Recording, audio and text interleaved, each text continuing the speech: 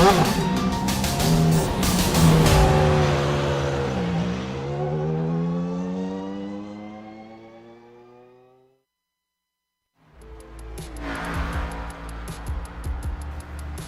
call this place The Rock. Open since 1965, it has held racing for many decades and many different types of form of short track racing. With its high banks, it's known as one of the most difficult tracks for both the tires and the drivers in all of the history of NASCAR. And now, tonight, the PRL Cup Series looks to attack its high banks. The question is, who will take home the checker flag? We're about to find out here on the Global Sim Racing channel. Hello everyone and welcome to the virtual Rockingham Speedway for the third race of the 2021 Season 1 campaign for the Precision Racing League Cup Series season. I'm Justin Prince. Alongside me is iRacing Vehicle Production Associate and former NASCAR Coca-Cola iRacing Series driver Christian Jalliner. Behind the scenes is our director Sean Ambrose, and he's using cameras provided by Dougie Beard. A lot of history comes into play when it comes to this track. Let's take a look at our GSRC track guide to learn more about The Rock. Under beautiful Carolina blue skies sits the Rockingham Speedway, also known as The Rock. The fierce competition on the Speedway is what gives The Rock its name. This 1 mile oval has been thrilling fans for over 30 years with 22 degrees of banking and a tough-on tires surface. On top of the surface being a tire killer, the Rockingham Speedway is also one of the bumpiest tracks that you'll find out there. The yellow line is the best and fastest way around this place on fresh rubber. Planting those left side tires around the bottom in 1 and 2 is one of the most satisfying feelings. Down there on the yellow line, the bumps are minimal and you really get this sensation of being shot out of a cannon when you come screaming on a turn 2, up out of that corner, down the backstretch. Patience around the Rock is the name of the game. Rockingham kind of reminds me of Darlington Raceway in that sense that you show up here and you race the racetrack, not necessarily the competition. The fastest drivers here are often the slowest to the throttle. Maintaining proper traction and low tire wear is currently and historically the best way to find victory lane here at this legendary facility. Rockingham is a throwback to the old ways of auto racing. Dig hard, elbows up, and be smart about it. Racing here just feels different. You'll see today the racers enjoy it and very often put on some of the best shows at this old track. This has been our guide to the Rockingham Speedway. Enjoy the show.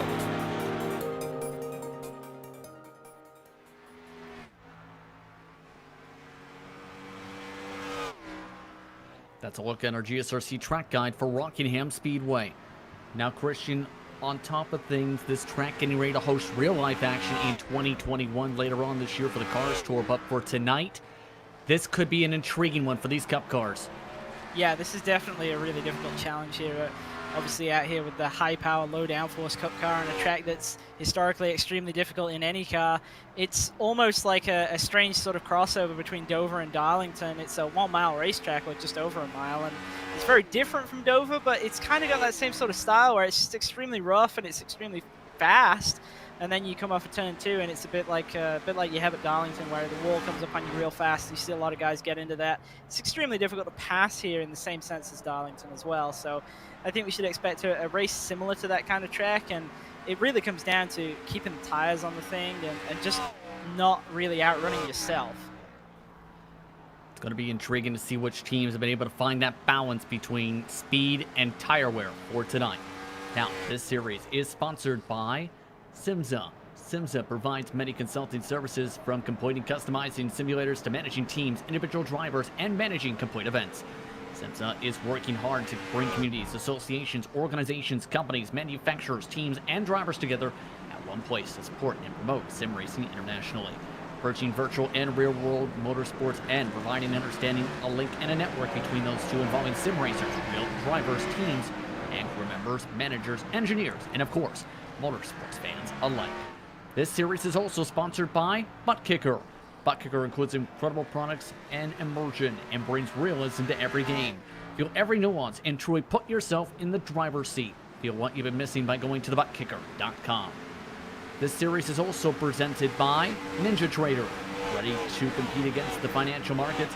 Supporting more than 60,000 users across the globe, NinjaTrader provides award-winning trading, software, and brokerage services. NinjaTrader is always free to use for advanced charting, backtesting, and trade simulation. Visit NinjaTrader.com to get started with a risk-free trading simulator and start tracking performance.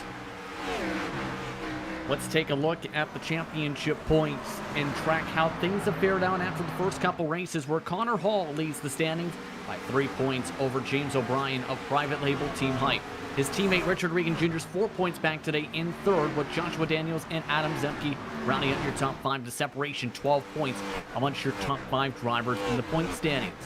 As a result, with many of the organizations having some strong starts, the points are a little bit tighter compared to the starts of previous seasons on the team side, where private label Team Hype leads by 18 points over Winnebago Racing Black entering today's action. Carl Ramrod's 29 points back, SG eSports in the team standings 35 points back, with Connor Hall eSports 69 points back, rounding out your top 5 in the standings. That's a look at how the team standings and the driver standings are entering today for the PRL Cup Series. But today is going to be an interesting one race-wise, Christian. How about 200 laps of the Rock? Yeah, absolutely. Round 3 of 10 tonight. Our third kind of completely different circuit in this rotation. 200 laps, which is actually a very long race around here. It's only 200 miles, but it's definitely going to feel like a lot longer than that. Open setup, new for this season, as we've talked about in past weeks. No fast repair, 24 incident limit. The incident limit might actually come into play here. It's not uncommon to see drivers keep going around with pretty heavily damaged cars around this racetrack, so I think we should expect a decent amount of attrition. It's a difficult racetrack. It'll be difficult to pass. It'll be difficult to race on. Absolutely. The drivers currently in the midst of their final couple minutes of practice across the circuit in their open setups. And keep in mind, the track conditions are some of the hottest it's been all week. Majority of the official races have gone anywhere from 82 to 85 degrees at the start of races. It's 89 degrees Fahrenheit at the moment. Currently just past 1 p.m. in sim time, 50% humidity. In sim day is January 9th, 2021. So fairly hot for being in the month of January. Let's put it that way, with Connor Hall having the fastest time by almost 0.2 of a second. Yeah, definitely, and obviously we've seen Connor Hall was extremely fast in the first round, and despite what he had to say in post-race after Watkins Glen, I felt like he was pretty handy around there as well. It's like he's having a little bit of an interesting moment there into turn 1, but something else that I should mention, only 4 sets of tires tonight. So 3 in pit road, 1 obviously as you start on the car. 200 laps, so that's 50 laps per set of tires, and that's not an easy thing to do around this racetrack. Typically we'd see drivers pitting every caution around somewhere like this if the tire sets were unlimited, but obviously with only 3 additional sets available, that's not really an option, and the tire advantage is going to be so significant. You're not going to want to burn a set early, say if there's a yellow within the first 20 to 25 laps. Yeah, especially since the fall off here can be up to 1 second in that time frame. Connor Hall, James O'Brien, Bradley Hawley, Richard Regan Jr., David Wilson Jr. ended up being your top 5 of the board, separated by 0.3 or so of a second. But drivers are now all set for qualifying. 5 minutes, 2 sole qualifying laps to determine where drivers will be able to start today's race, where track position, as you mentioned, Christian, is going to be vital with how difficult it's going to be to pass. Joshua Daniels, the first driver out. Yeah, and obviously with how difficult it is to pass and how difficult it is to get around this racetrack, qualifying is important, and as we've seen in the practice times, there's quite a decent field spread this week. I think that's to be expected, but the other thing with qualifying on such a difficult racetrack is it's very, very difficult to hit that 1 lap really well, and I expect that we're going to see quite a few drivers who are probably not going to do that. They're going to start out of position, and then they're going to have to fight their way through the field, and it's going to be interesting watching drivers do that. Clouds hanging above the racetrack has meant the track has actually cooled down a little bit. Live time and scoring is available for this race as well at gsrc.tv. Keep up with your favorite teams and drivers to see how they do tonight.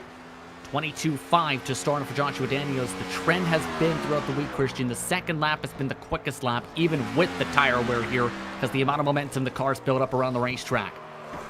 Yeah, and that's obviously true with, as you say, the amount of momentum. Obviously, you come off of turn 2 on the out lap, and you're not at full speed, so you're not really going to get through 3 and 4 at full speed. And with it only being really 3 laps for the entire run, The tires are definitely still there on the second lap, but as we see James Dewar having a very interesting moment as he crosses the line.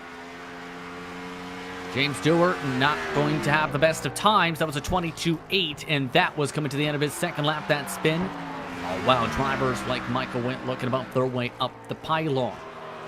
Again, with this type of a circuit, it could be so tricky to get the right balance here. You slide the tires, it could be a disaster for your run. But how about this?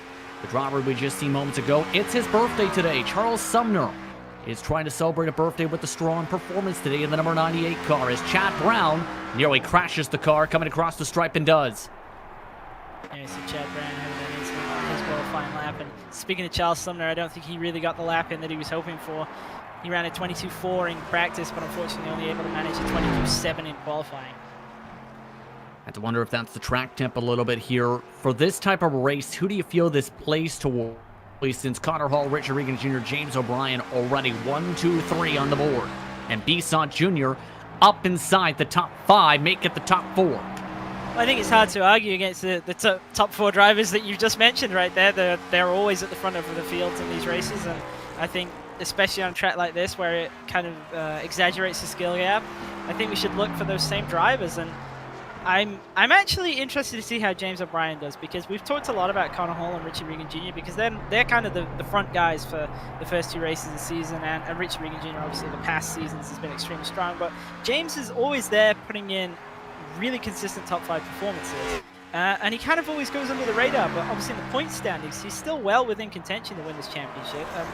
I think he's proved that he can win races in his own right, and I think he's got to be a contender as well, even if he hasn't necessarily stood out in the first 2 races. More drivers still on track trying to set times. Mike Knight, Colton Lane, Baron Hilton are all on circuit. Colton Lane 1 top 10 so far in the campaign. This time by the second lap is slower. He tried to use the top line here at the Rock, and that's not the line. Yeah, you're not really going to get much going on there, especially if you're on the top in 1 and 2. You kind of have that horrible feeling where the car just feels like it doesn't want to turn down the racetrack. It means you have to wait a long time to get back to the throttle coming off of 2, and obviously you lose all that momentum then down the backstretch. Driver who looks like he's struggling quite a bit is Abner Acosta. He's down in 17th right now. His practice pace wasn't all that impressive, and then he was 0.3 slower in qualifying as well. Have to wonder how they worked on the open sets on his side of the garage, as Mike Knight not able to bump up his time, 25th quickest. That leaves 1 driver left on track, set in a time. It's Baron Hilton up a full lane and a half in 3 and 4. He was able to get it back down the racetrack, but I think he'll have lost some time there. He runs a 22.89. Unfortunately for him, that's not going to move him into the top 10. So the drivers who have not set times in this qualifying session: James Duke, Doug Evans, Jose Medina, Luka Zivkov, surprisingly, Craig Holden, Chris Neeson. The reason surprising for Zivkov is we've seen great speed from him so far, and he's going to have to start at the back as a result. Yeah, that's disappointing for him. Obviously, 22.197. If he'd have ran that in qualifying, that would have put him in 5th right now, and that would have been a great starting position, especially for a track such as this where it is going to be difficult to move your way through the field. Of note, 1 driver was charged at fault for a caution flag, did not appear at Watkins Glen, so they had to serve that here today. That was James Duke. That means overall 32 drivers were eligible to set times, and all the drivers are all set to get racing at the virtual Rockingham Speedway. It's time to take a look at how they will start for tonight's action for the virtual Rock to see who will be able to come up on top in this one, where Connor Hall set the pole time as the only driver in the 21.9s, the 21.970. Richard Regan Jr. will start on the outside front row with the 22.1. James O'Brien and Robert Bisson Jr. start in row 2, with David Wilson Jr. another solid qualifying run in 5th. Roddick Holly will start alongside him. Pat Harvey and Mark Halen start 7th and 8th, with Michael Witt appearing in the 26 car today. He'll look to try and show what he can do alongside Joshua Daniels in row 5. Just missing out on the top 10 by 1/1000th of a second this week is Brad Adams in 11th, and then just another 1/1000th behind him is Scotty Johnson with a 22.389. So 3 drivers extremely tightly packed there. Then we've got Brandon Chatley in 13th with Adam Zemke alongside him in 14th, Trent Dinkle in 15th with Danny Cervantes in 16th. Abner Acosta wasn't able to improve much in his starting in 17th with Ken Alon in 18th. And we have Brandon Walter in 19th with Colton Lane rounding out the top 20, and the last driver in the 22.6s. 22.7 and that's a flat for Charles Sumner, the birthday boy, as he'll start alongside Patrick Calgill. James Dewar starts 23rd after spinning, coming to the stripe at the end of his second lap. Baron Hilton starts 24th, but Chad Brown and Mike Knight towards the tail end of the field, 25th, 26th. 27th goes to Brett Accord. The rest of the field set via provisionals. Of note, Zivkov not at the racetrack. It appears for tonight's grid. Also, that will shuffle up Jose Medina, Craig Holden, James Duke 30th, and as mentioned, Zivkov, Doug Evans, Chris Nisa will be the drivers who will not make it to the green flag here at the Rock. Again, 33 registered for today's action, 30 cars appear all set to take the green flag. Christian, your keys to victory tonight. I think it's going to come down to strategy. It normally does come down to strategy around a racetrack like this, and keeping that one set of tires in reserve for that potential late race yellow, and that's it's really going to come down to track position at that point. Track position, how many tires you've got left, and who makes the right call at that moment, and really who makes the best restart when that restart happens, because it's going to be so difficult to really separate yourself in, say, a situation where there's a 5 to go and you've got to get around guys who are out there on old tires, maybe even 2 tires. So I think we should expect perhaps a chaotic end to this race if we do see a late race. And have to say, some of the drivers continue to congratulate and wish one of the race admins, Charles Sumner, birthday. Charles Sumner, a big part of everything done for PRL Cup Series action. Everyone's showing their appreciation on the radio at the moment.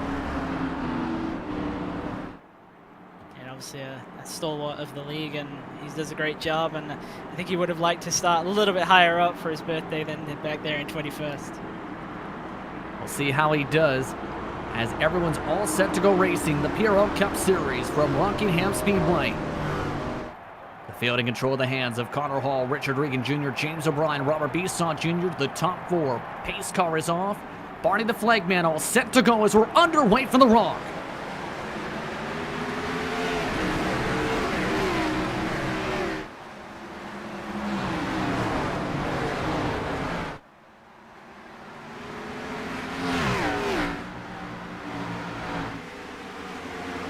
In trouble off turn 2, already under caution, Trent Dinkle, Patrick Calgill. Bring us under yellow on the first lap of the race. Yeah, it looked like we had a lot of drivers who were trying to funnel in from the top side, and there's 2 of them there right there, just struggling to get off of 2 without getting into the wall. I think I also saw Scotty Johnson grab the wall just a little bit, but he didn't spin out. Patrick Calgill absolutely demolished in the 31 machine with this caution flag. Significant front end damage. Trent Dinkle was the car you seen bring up a lot of smoke as well off the corner. And you see hard hit to the safer barrier for the 31. Yeah, that's probably going to be relegating him to the tail end of the field for the rest of the night. It's definitely not what you want on lap 1. And this is really what we're talking about in practice, where if you end up on that high line, it's very difficult to get the car cut in, and you have to check up a lot.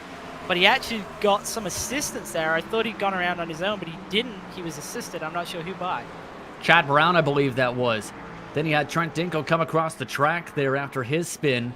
So a couple cars involved in some trouble and already quickly under caution. Of note, Mike Knight also happened to come down the pit lane here with this caution flag. Mike Knight in the 68 machine did not have damage, but will be able to top off on the gas. Keep in mind that tonight, if you have some timely caution flags, especially, say, towards the middle of this race, the longest run you can go on fuel is about 95 laps, Christian. So drivers have to keep that in mind. It could become a mileage race if it gets towards a caution-free caution type of run before a long run. Yeah, definitely. If, say, we'd have managed to get to about lap 10 there before we saw the first yellow, that would have been a very interesting strategy race.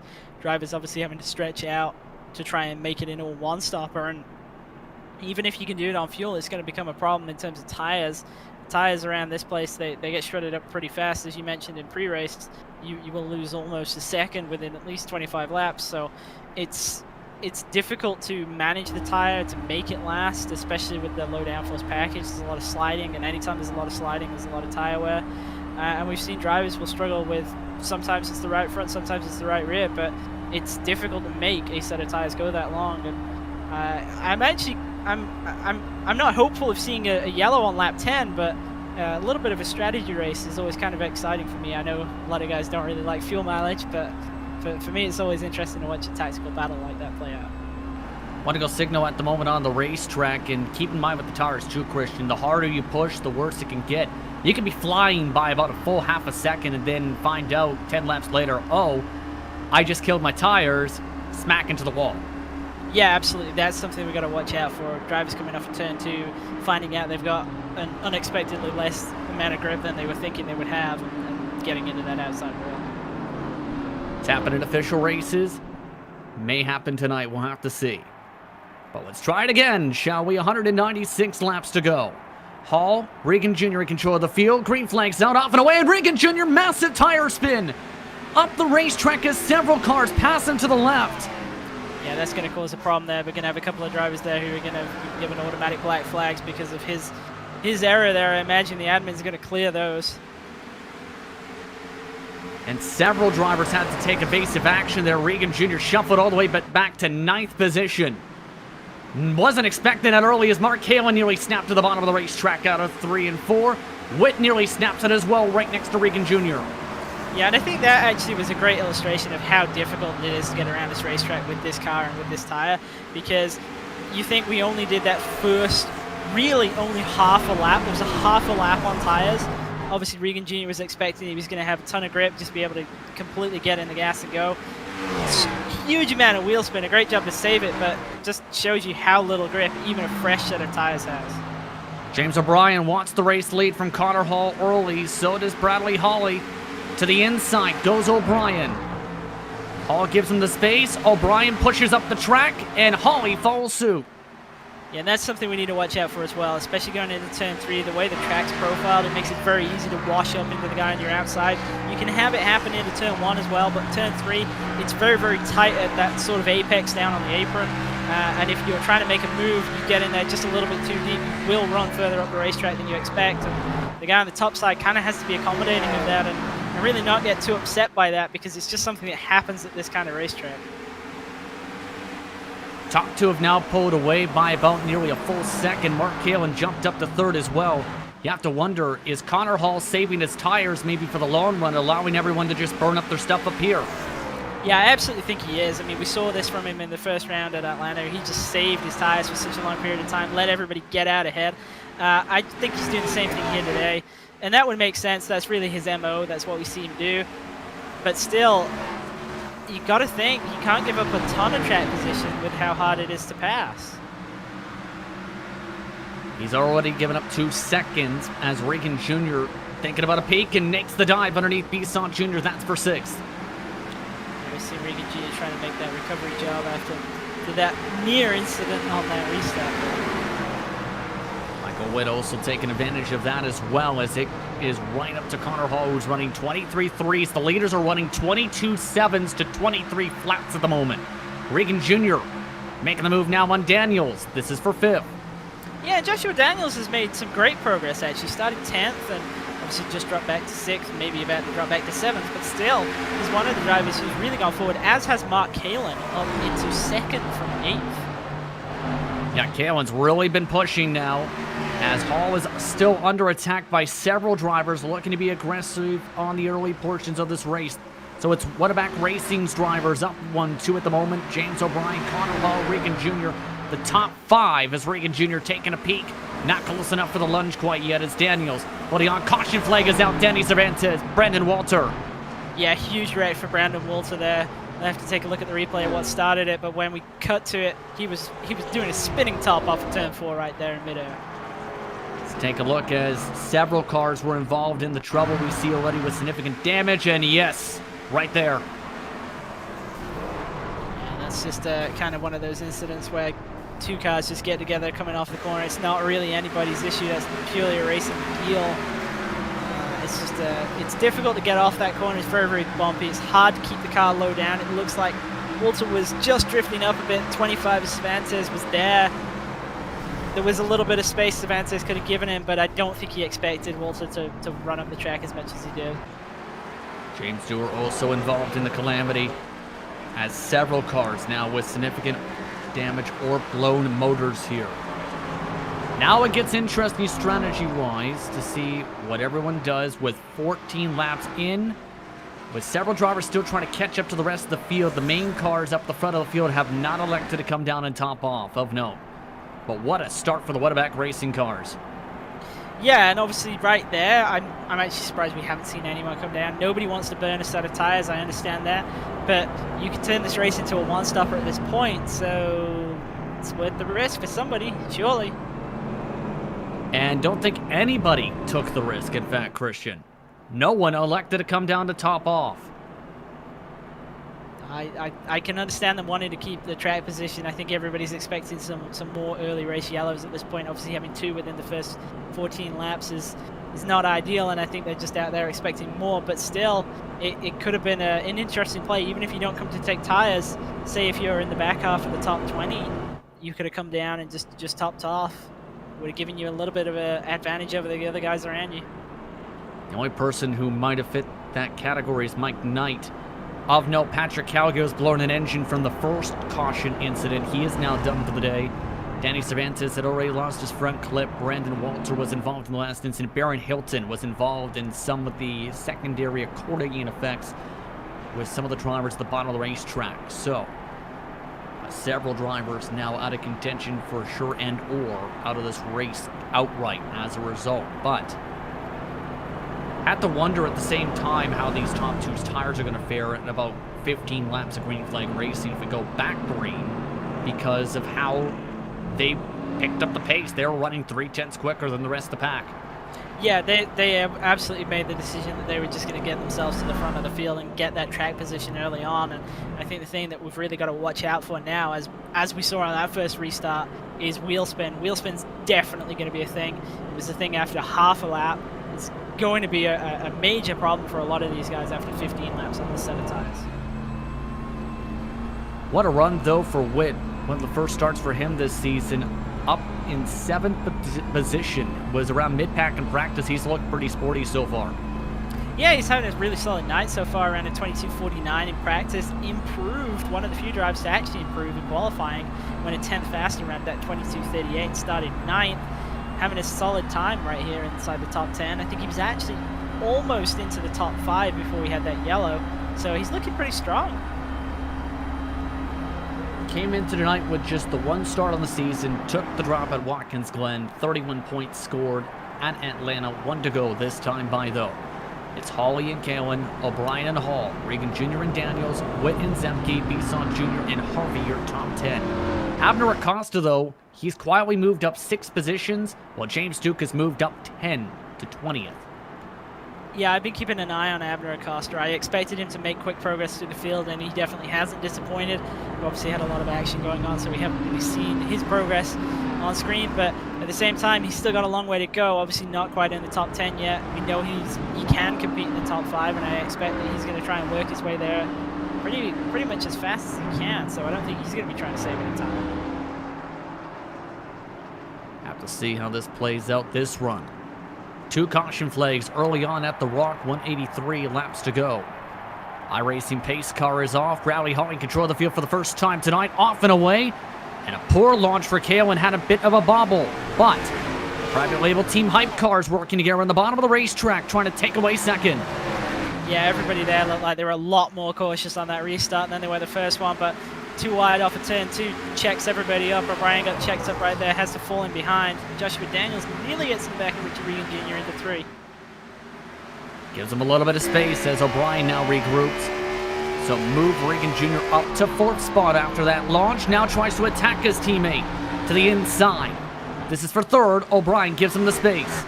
And Daniels is to his inside. So this is the difficulty. This is exactly like how Darlington races, really, that when one person gets underneath you, it really checks you up, and then you're vulnerable immediately behind. And he's actually lucky that he's got such a big gap right there back to Connor Hall. Hall is lifting extremely early into turn 1, so he's saving a lot of tire. Looks like he might even be trying to save some fuel as well. Absolutely. Taking a peek up towards the front, Mark Kalen wants to lead some laps at the Rock. We've seen a lot of improvement for him in 2020. Now leads his first laps of the season in 2021. Yeah, we've absolutely seen Mark Kalen's got so much stronger through 2020, and here I think this is really a good showing by him to be out front and leading laps. And Obviously, we know there's drivers out there who are trying to save some tires, but I don't think that Bradley Holly's really saving tires. So Kalen's done this on raw pace, and I think he's got to be really happy with this to be able to see that improvement and to be leading some laps is a huge step forward for him. He's been really good on some of the major tire-saving tracks. We'll see how the strategy works out for him. He is running 22.9s. Some of our drivers who are about in fifth on back are running 23.4s. James O'Brien, Connor Hall in that grouping. The front drivers really trying to push in the front end of this run. Now, the tough part at the same time is you push too hard in certain sections of the racetrack, you're going to burn up the right front or the right rear. It's been talked about, you need to get to the yellow line to make sure you don't cook that right front. You can't overturn it, and you can't be too hard on the throttle. In other words, you got to be careful in every single point of this race. Yeah, absolutely. It's one of those racetracks where there's always something going on. There's no easy part. Obviously, into turn one, you don't want to drive in too deep because then you'll wash up and then you'll struggle to get it turned down. And if you're up on that top side and you're trying to crank it down to the bottom of the racetrack, it's very, very easy to overslip the right rear tire, and then you're having a whole bunch more problems down the back stretch. Into turn, I think again, it's just a very, very difficult track to get around. Of note, Trent Dinkle has come down the pit lane. He had a bit of trouble coming off of turns 3 and 4. It had no front clip. We stay green as Regan Jr. trying to get back to Joshua Daniels. The next pack is led by O'Brien, Connor Hall, Adam Zemke, Abner Acosta, Michael Witt, Robert Bisson Jr. all lined up astern in this grouping. Yeah, and I can't help but think that Connor Hall is just kind of trying to manage the pace here and trying to not let anybody else pass him. And I think what's working out for him right now is that nobody does look like they want to pass him.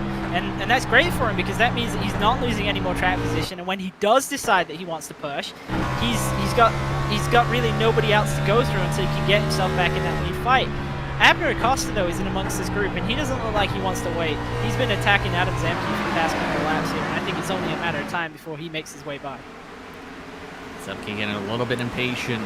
Acosta also making some peaks. And how do you try and plan out the pass here at this track, especially since it can be a rhythm circuit where you know where you need to go, but at the same time, if someone's trying to back it off and save, it can make it difficult to get your run.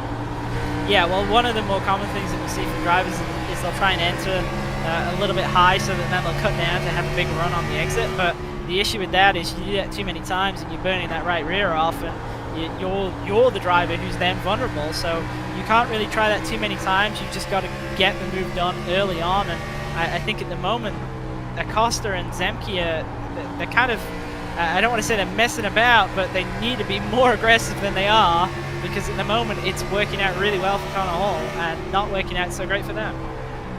Going on board with Acosta, he thought about a little bit of a peak. Zemke pushed way up the track, and now Acosta misses the bottom of the racetrack. Acosta loses a few tenths, and now we'll have to regroup yet again. Exactly, and that's the thing. Anytime he does that, it's pretty much another 1 to 2 laps before he's back into position to try and make a pass again.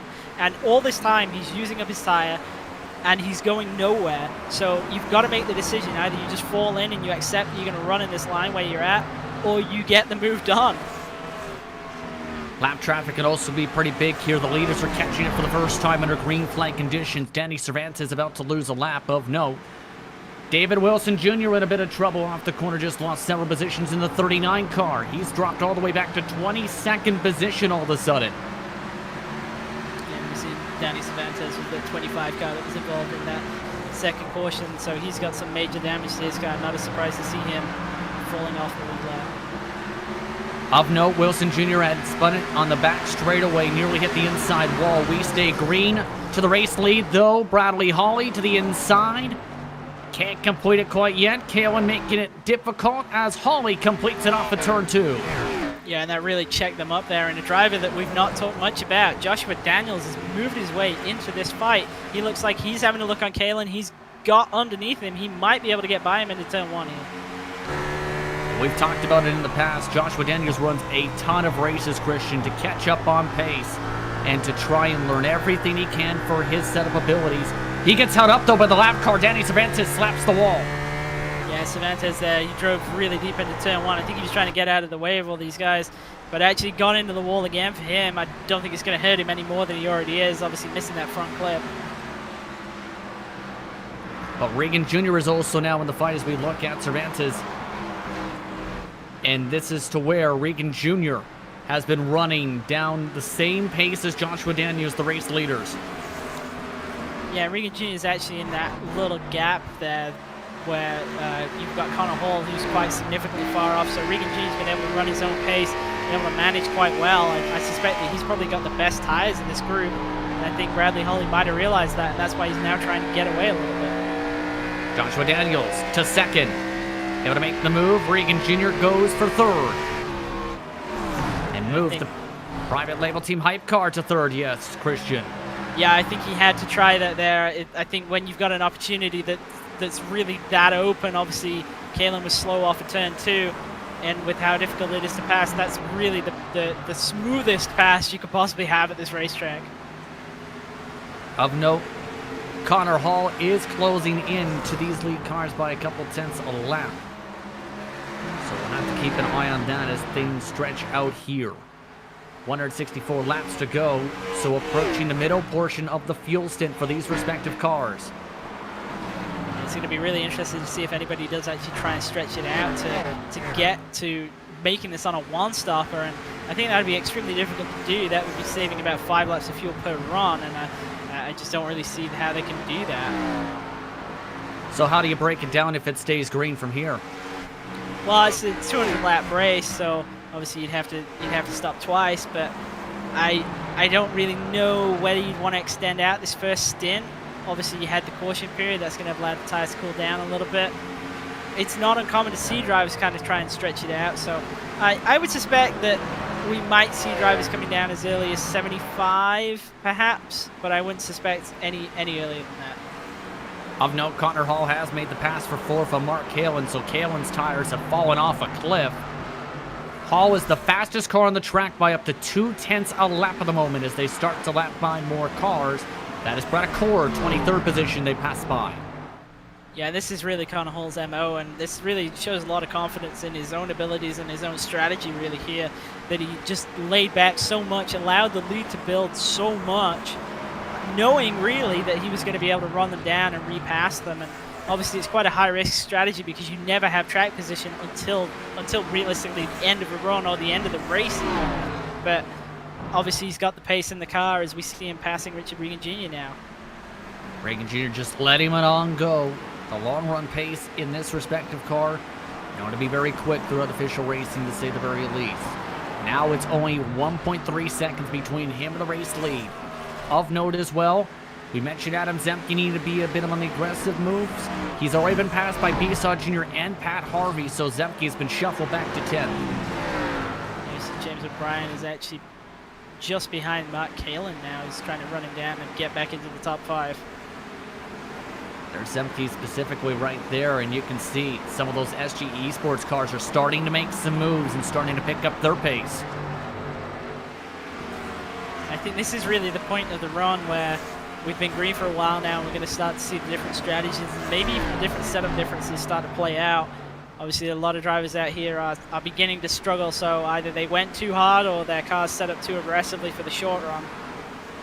Bit of contact with the apron that time for Scotty Johnson. Still able to complete the pass, though, as Michael Witt nearly hits the back end of him as Colton Lane now dives to the inside. A bit of a checkup, though, as he loses back the spots. Yeah, so Scotty Johnson making that move there, and a little bit of checking up going on. Almost allowed Colton Lane to get by both of them right there.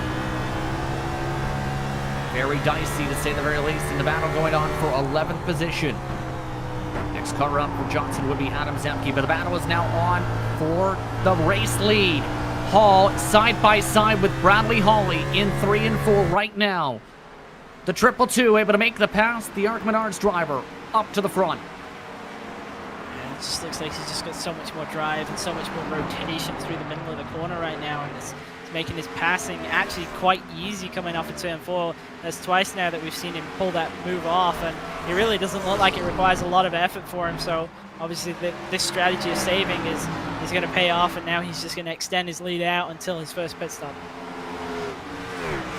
It's on lap 46 as they have a lot of traffic to try and get through. Chad Brown is the first car they're going to have to lap in this next grouping, but after this point there is James Dewar, Brandon Walter, and several others who they're going to have to get through. And if they reach the traffic wrong spot, that can cause more trouble as Michael Witt is in trouble.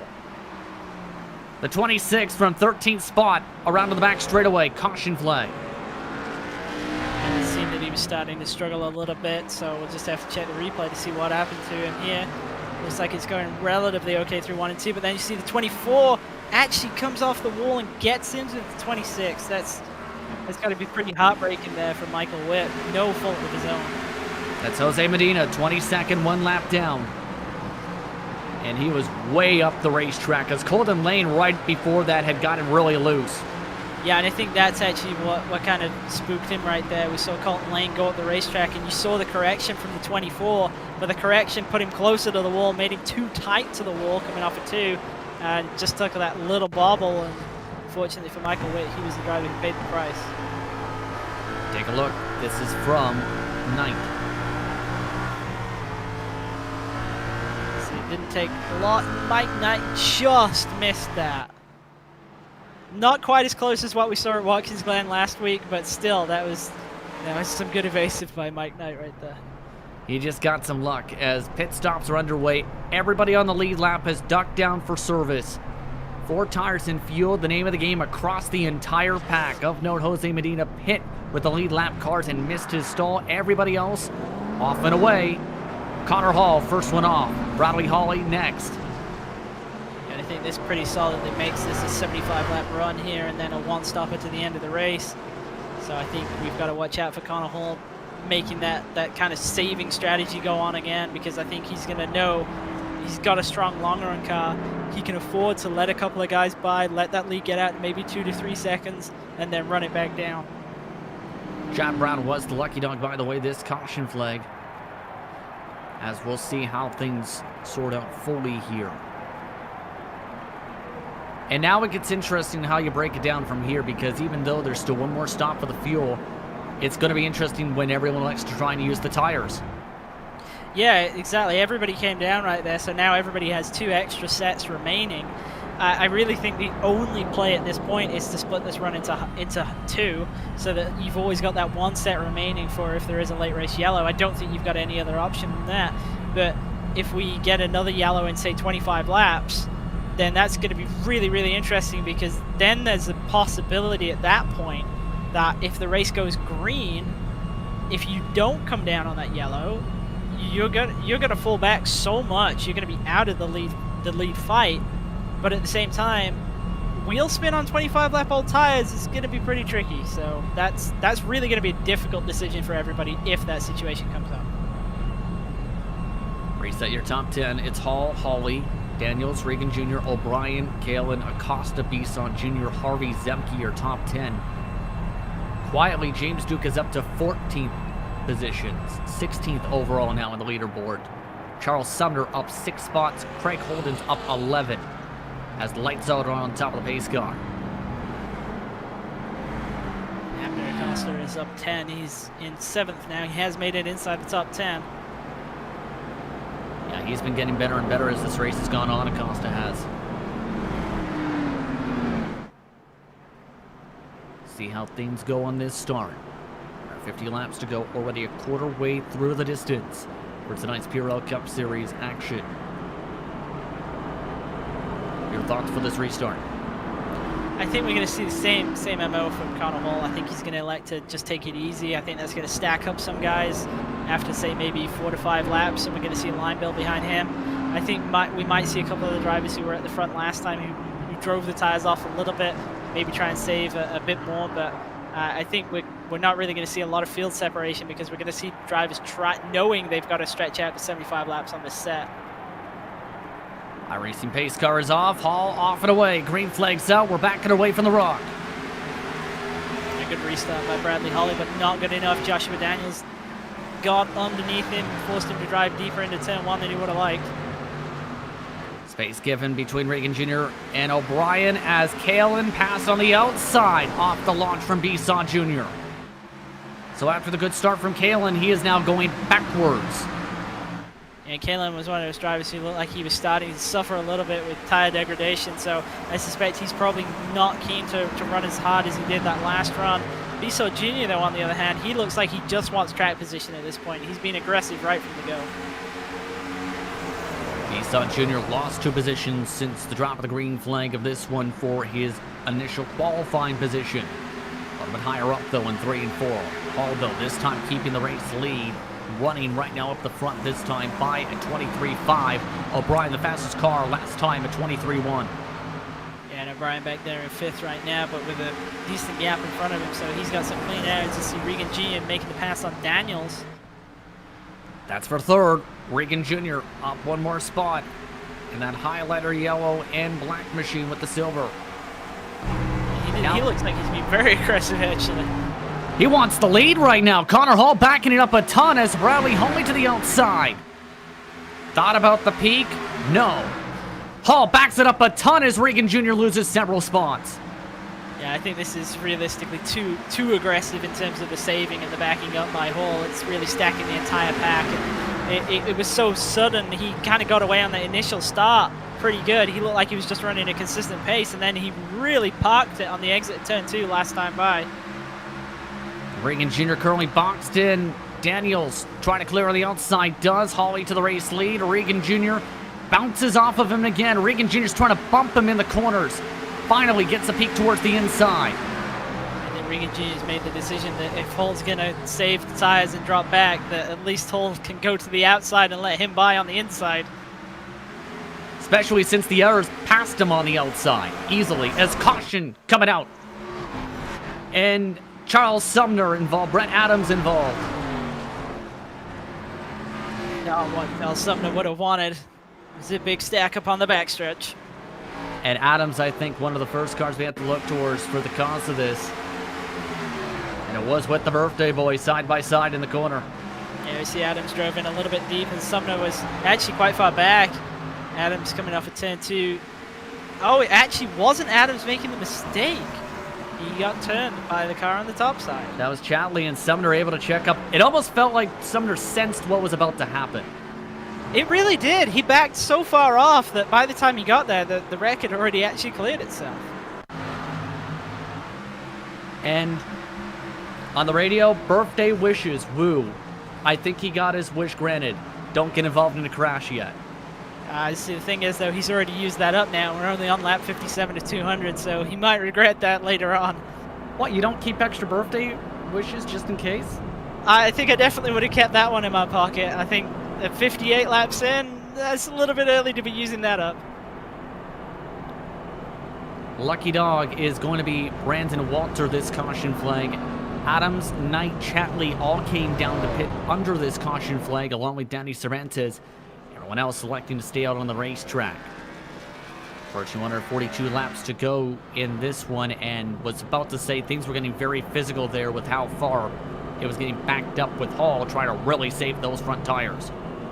Yeah, and I really expected Hull to try and back everybody up and to try and save those tires again, so I wasn't really surprised to see him trying that. I was a little bit surprised how aggressive he was in how much he wanted to save so early on. I think if he wanted to do that, he probably needed to not be backing it up as much as he was, or to at least go to the top side to let the guys who don't want to back it up go on the inside. I think that really checked people up last time by, especially kind of coming off of turn 2. I understand you don't want to burn the right front or the right rear coming off of there too aggressively with too much wheeling, but you can't really park on the corner exit, not when everybody behind you is not expecting you to do that. We have a DNF. David Wilson Jr. has officially backed out of the race. Of note, Patrick Cowgill, Christian, is planning to come back on the racetrack. He's indicated to us he has 30 minutes repairs. He's now 25 minutes into those damage repairs at the moment in the 31. So he might try and jump by a couple cars for points. It's definitely worth doing. Obviously, we've seen quite a few cars out here already damaged, and yeah, he's going to be really far back. At the moment, he's scored 46 laps down, and obviously with a lot of repairs remaining, so he's not in a position to get back into any kind of contention with cars that are on the lead lap, but I did think it would be a race of attrition, and it's kind of proving that way so far, so definitely worth getting back out there for a couple of points. Yeah, you can see the amount of seconds is already in the 1500 bracket for the amount of time in the pit box. Again, that is 25 minutes and 52 seconds. He's been getting repairs 26 minutes overall in the pit lane itself. As the car's making their way down the front stretch once more for the 1 to go signal this time by. Connor Hall going to have to start on the outside row 2 here this time as he continues to try and save with James Mullins in his ear. Yeah, and I think being on the outside this time, I think we're going to see drivers like James O'Brien and Mark Kalin are not going to be as keen to let Connor Hall back in onto that bottom lane. I think James O'Brien's just going to immediately try and clear him into turn 1, and I think he really has to. If Hall wants to save tyres, you don't want to be behind him, especially if that's not your game plan. And right now it looks like track position and holding on to it even at the expense of tyres is probably actually the better play, because Hall we know is extremely fast, but you still have to be in the lead at the end of the race. I mean, it sounds weirdly obvious, but you know, you can bury yourself in the pack quite easily by trying to save a lot of tyre, and especially if we see a lot of attrition, a lot of yellows, it can play against you to try that strategy. Already Regan Jr. over the back bumper. Bradley Hawley's car is Hawley. Good launch. Bad launch for Joshua Daniels, though. Hall immediately to the bottom of the racetrack. Tried to get fully down. He does as Daniels loses second. Yeah, and I was surprised that O'Brien really didn't get the getaway that he needed. Regan Jr. he's going to be attacking Hawley into turn 3. Into the race lead for the first time tonight. Richard Regan Jr. by a significant margin now as Daniels wants to take second away, and does from Bradley Hawley. So Bradley Hawley, after the good initial jump, loses 2 positions. Yeah, Hawley obviously was in control, but definitely isn't anymore. He looks like he's trying to save a little bit of tyre. He's actually dropped back to Hall, and I can already see Hall is lifting very, very early for turn 1, and Abner Acosta's right behind him here. He needs to be aware of that, otherwise this could get pretty ugly. Cars starting to bottle up behind Hall for the 4th position. O'Brien currently diving his way underneath Acosta of note for 5th. Daniels wanting the race lead though. And Joshua Daniels, we talked about his preparation for these types of events, trying to reel in a car length and a half on Regan Jr. and reels it into the corner. Daniels for the race lead this time to the inside of the 46. Regan Jr. gives it to him. Yeah, and this is actually kind of surprising to see Daniels being quite aggressive here to get out front and to try and get away. It's not really the kind of style that we've seen from him in that first run. He didn't look like he was trying to execute that strategy, but maybe trying a different deal. Obviously, there's a lot of yellows so far, so just going from the track position. Here's O'Brien also in that boat, wanting to take away 3rd. You see in the backdrop as O'Brien dives his way underneath Hawley.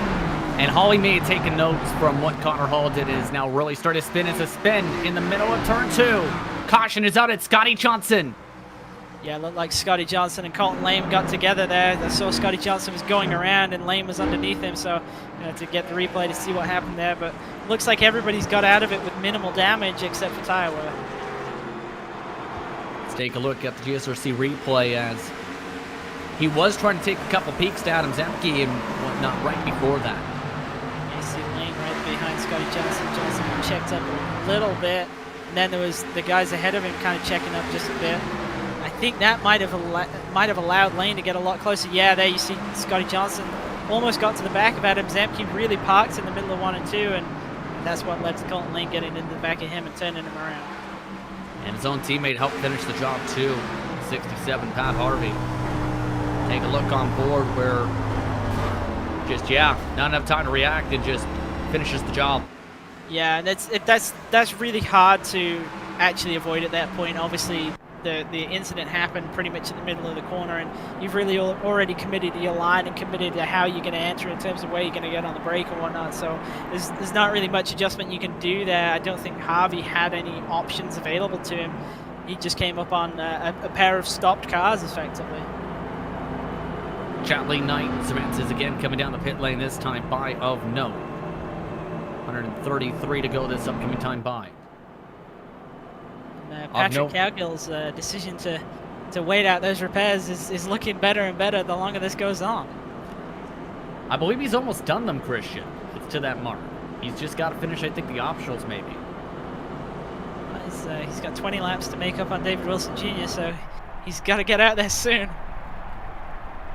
I mean, essentially, he's got a brand new engine in there. It's just Just a matter of how will that car run with that damage to try and reel in at least one position and some valuable points. Lucky Dog, by the way, this caution flag ends up going the way of Brett Accord's car, the Sport Bike track time car.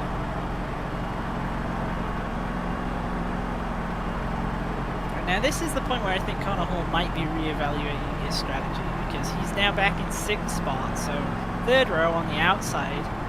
He's got Bissau Jr. and Zemke behind him. We've seen that Bissau Jr. is pretty aggressive on restarts, so I suspect that he'll be trying to get underneath Hall as much as he can on this initial restart. And it's getting to that point where Hall's got to be questioning, with the frequency of the yellows that we're seeing, the pace he has in the car, is it worth giving up all this track position, banking on a long run, when he's almost back into the danger zone, really, the mid-pack and where those incidents are coming from. So surely he's got to start getting some of this track position back. You have to think that he's been good after 15-20 laps. Problem is, it's been the struggle of getting to 15-20 laps and green flag consistent laps, it seems, so far. Yeah, and this is the thing. I don't think that it's not for a lack of pace in the car. This is absolutely by choice. And I understand it, because, as we said, the tires are so important here. And we saw the first long run that we had, he moved to the 4 and he was driving away. So his plan works, but he's running out of laps to actually execute it. Want to go signal once again to reset up in front of the field. It is Daniels, Regan Jr., O'Brien, Hawley, Acosta, Hall, Zemke, Bisson Jr., Kalen. James Duke is up to 10th. 20 spots, Christian, after not being allowed to qualify due to penalties from the first race of the season. Yeah, and he's kept it clean. He's not got any damage on that car, and he's just had a quiet night, but obviously gained 20 positions, so definitely working out for him, despite not being able to qualify. Absolutely, 131 laps to go. Field in control of the Sim Pit car. On the outside, it is the private label team hype car of Richard Regan Jr. once more. iRacing pace car is off. Green flag's out. Daniels with a good launch off and away as O'Brien looking to take away second.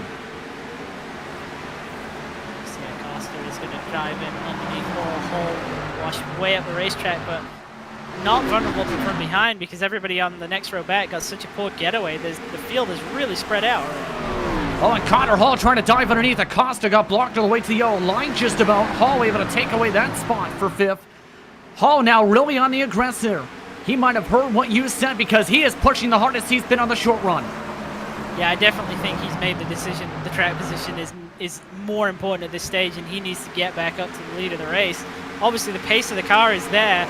He's just cut through 2 drivers like it was nothing. Yeah, I think he's trying to show, I'm good on the short run too, because he is near flooring it now for second. Underneath O'Brien of his teammate Regan Jr. sliding up the racetrack. James O'Brien to second. Hall wanting to take away 3rd now. Regan Jr. give it to him this time is the question. Yes, Hall to 3rd. Just behind them, Bradley Holly drove in almost as deep as Hall right there. Nearly actually got in the back of Regan Jr. Connor Hall at 22.9 last time by. Everyone else in the 22 3s to 4s that he just passed. As now Regan Jr. has lost the bottom of the racetrack. Acosta and company are trying to fall underneath him. And everybody getting aggressive behind. Acosta got shuffled to the top side. He's going to lose 2 spots here. Bissau Jr. is already by him. Kalen's now underneath him. We know how quick Kalen can be when he really pushes on the short run in this car, as Connor Hall of note has started to pump the brakes on the pushing. And is starting to save for 3rd in front of Bradley Holly's car. He's allowing the top 2 now to pull away by more than almost 2 seconds. And I think that's an interesting strategy, to kind of go hard and get back over that 3rd spot and then try and slow everybody down. But I don't think they're going to be willing to let that happen. Obviously, we've seen every time he does this, everybody stacks up behind him. So I think they're going to be wise to it at this point, and they're not going to allow him, and they're just going to force their way back by him if he tries it. Bisson Jr. nearly hit the quarter panel of Regan Jr. coming out of turn 2. Kalen slides his way underneath for a position. What a dive underneath there from Kalen to be able to stick it. And now we see Acosta's having a look on Biso Jr. as well, but looking on the top side and then lifts. Decides better off that move into turn 1. Right side, by the way, for the Patrick Calco fans at Whataback Racing. Patrick Calco is back to the racetrack, 56 laps down. He may be a factor in traffic. He is currently in the midst of coming in and out of the pit lane still for respective service on his car. Still looking at the lead grouping of cars for third on back. This grouping stretches as far back as 6 seconds back for 15th. A huge line of cars right here, and everybody bunched up tight, so any mistake is immediately punished with loss of position. Patrick Calco just topped off and changed some tape, should note, on his car for 5 seconds, and fuel, I believe, on his car for 31. 123 laps to go in this race now, and this is now dropped back to 3 seconds for these cars. There's Calco we just referred to on the apron.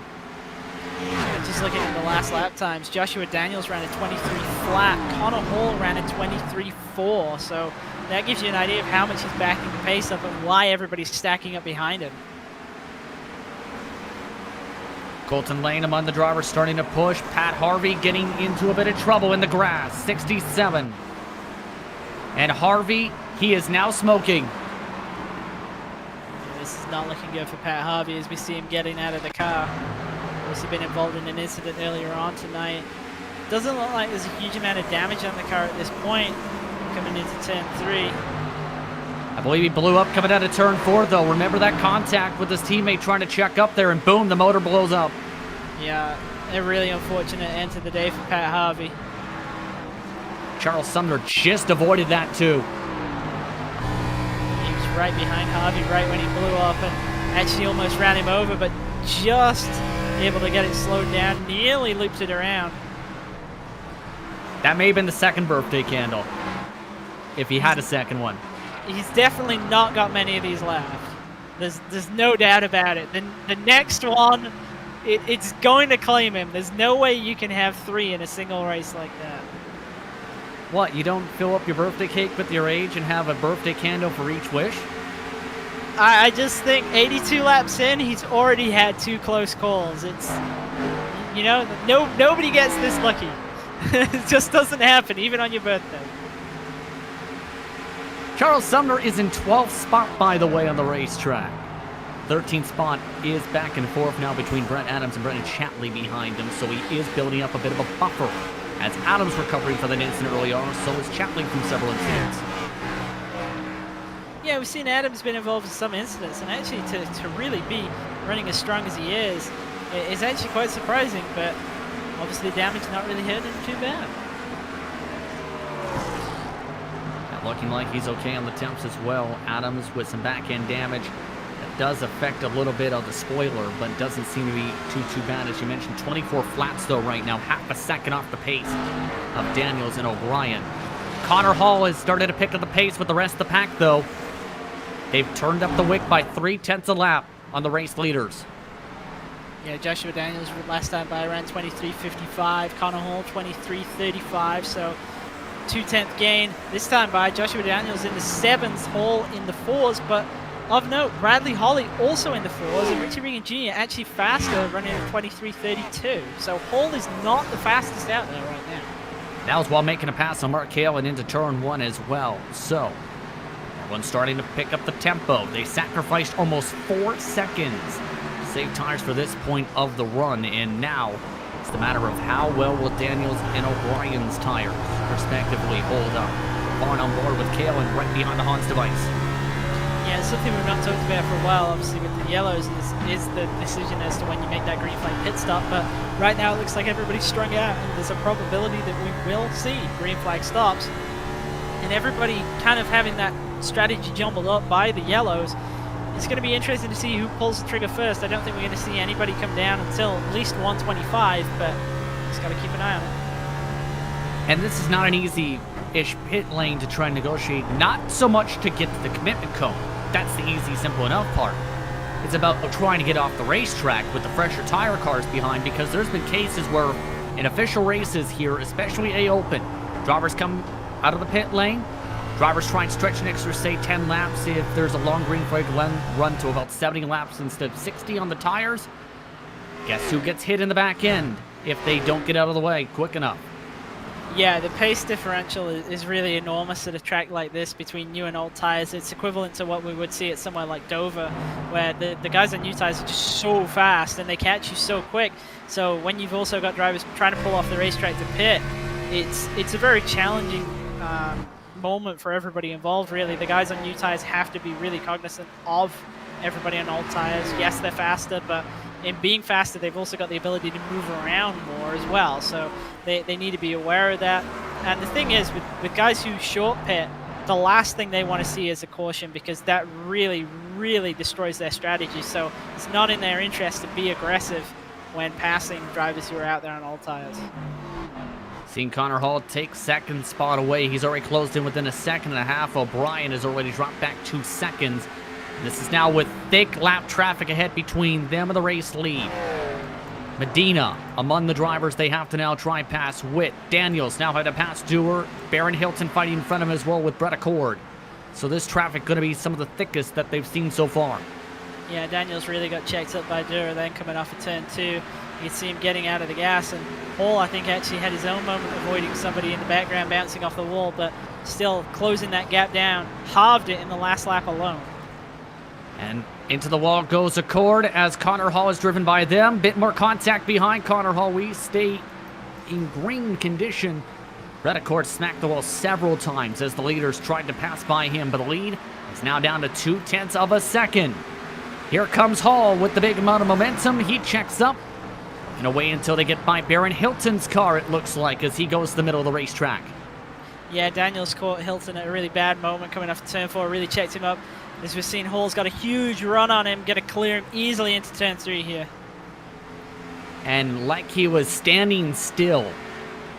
0.3 make it 0.4 picked up in one corner alone. Hall has put on the afterburners and now back to the race lead. Yeah, and I think this is really a unassailable position now for Hall. I think he's just going to continue to pull away. He's already 0.7 out front in the lap alone, as we see drivers in the background continuing to struggle with the exit of turn 2. Yeah, this has been a tricky track for some of these competitors, especially those trying to hold on. O'Brien, Hawley, and Regan Jr. among the next pack of cars now. And O'Brien, he's now trying to hold on to his tires as well. He's already dropped back an extra couple tenths to Daniels. Yeah, O'Brien looked like he went a little bit harder this run, and Hawley was one of the drivers who was trying to save a little bit. Now stacked up behind O'Brien, but Regan Jr. as well was obviously one of the fastest drivers on track at a point in this run, but I'm surprised he's not been able to clear past these two drivers and trying to run down Joshua Daniels already. Indeed. Of note, Baron Hilton now is out of the race. Pat Harvey is still in the garage area getting repairs done on his respective car. That leaves a couple more cars potentially to pick up for the drivers who have more trouble in the points, as Bradley Hawley having to jump up to third, up to fourth. Goes Regan Jr. Here's an interesting pit call with 94 to go for James O'Brien. He is coming in this time. Or James Duke, rather. Yeah, that's interesting for James Duke. Obviously made up a ton of positions at the beginning of the race, up inside the top 10. I don't think he can make this on fuel for this from this part. It's going to be tight. That's the thing, Christian. And he'd need a caution to be able to make sure that he can make it on the gas. Here's the risk, too. This puts him 2 laps down up to that mark by pitting here. If he gets a caution flag before everyone else comes in, that could spell trouble for the 76. Yeah, absolutely. This is the ultimate in terms of aggressive short pitting. As we were saying, it's not really likely that we're going to see anybody else coming down until about lap 125. So he's now in the danger zone for 25 to 26 laps at this point, and you really don't want that much overlap. That's a huge window where the caution can go against you. He's off and away up the pit lane as we take a look at Hawley now under attack from Regan Jr. Here's an interesting thought process, too. What if he's playing the time card? There is that time limit of an hour and a half for these races this season. If it becomes that mark, that may be where it plays in. Yeah, that's absolutely true. I'd actually forgotten about the time element of these races. Obviously, much longer than we had last season. Last season, where we were limited to an hour. This season, an hour and a half. But just taking a look at the elapsed time right now, it looks like we're up to about 55 to 56 minutes into the race. So over halfway. This time by on the official mark. 100 laps to go officially. The estimates are showing with the current clip, though, that it could be 8 laps less to that mark on time at the moment. And that can decrease with each caution flag from this point on. The races are designed, as described by race admins, to be 75 minutes of racing action overall over the course of the 90 minutes and account for 3 to 4 cautions. We've had more than that mark so far tonight here at The Rock. Yeah, and that would be an extreme level of foresight if he's been looking at the amount of time left and trying to figure out how many laps are left in the race, even with that time limit.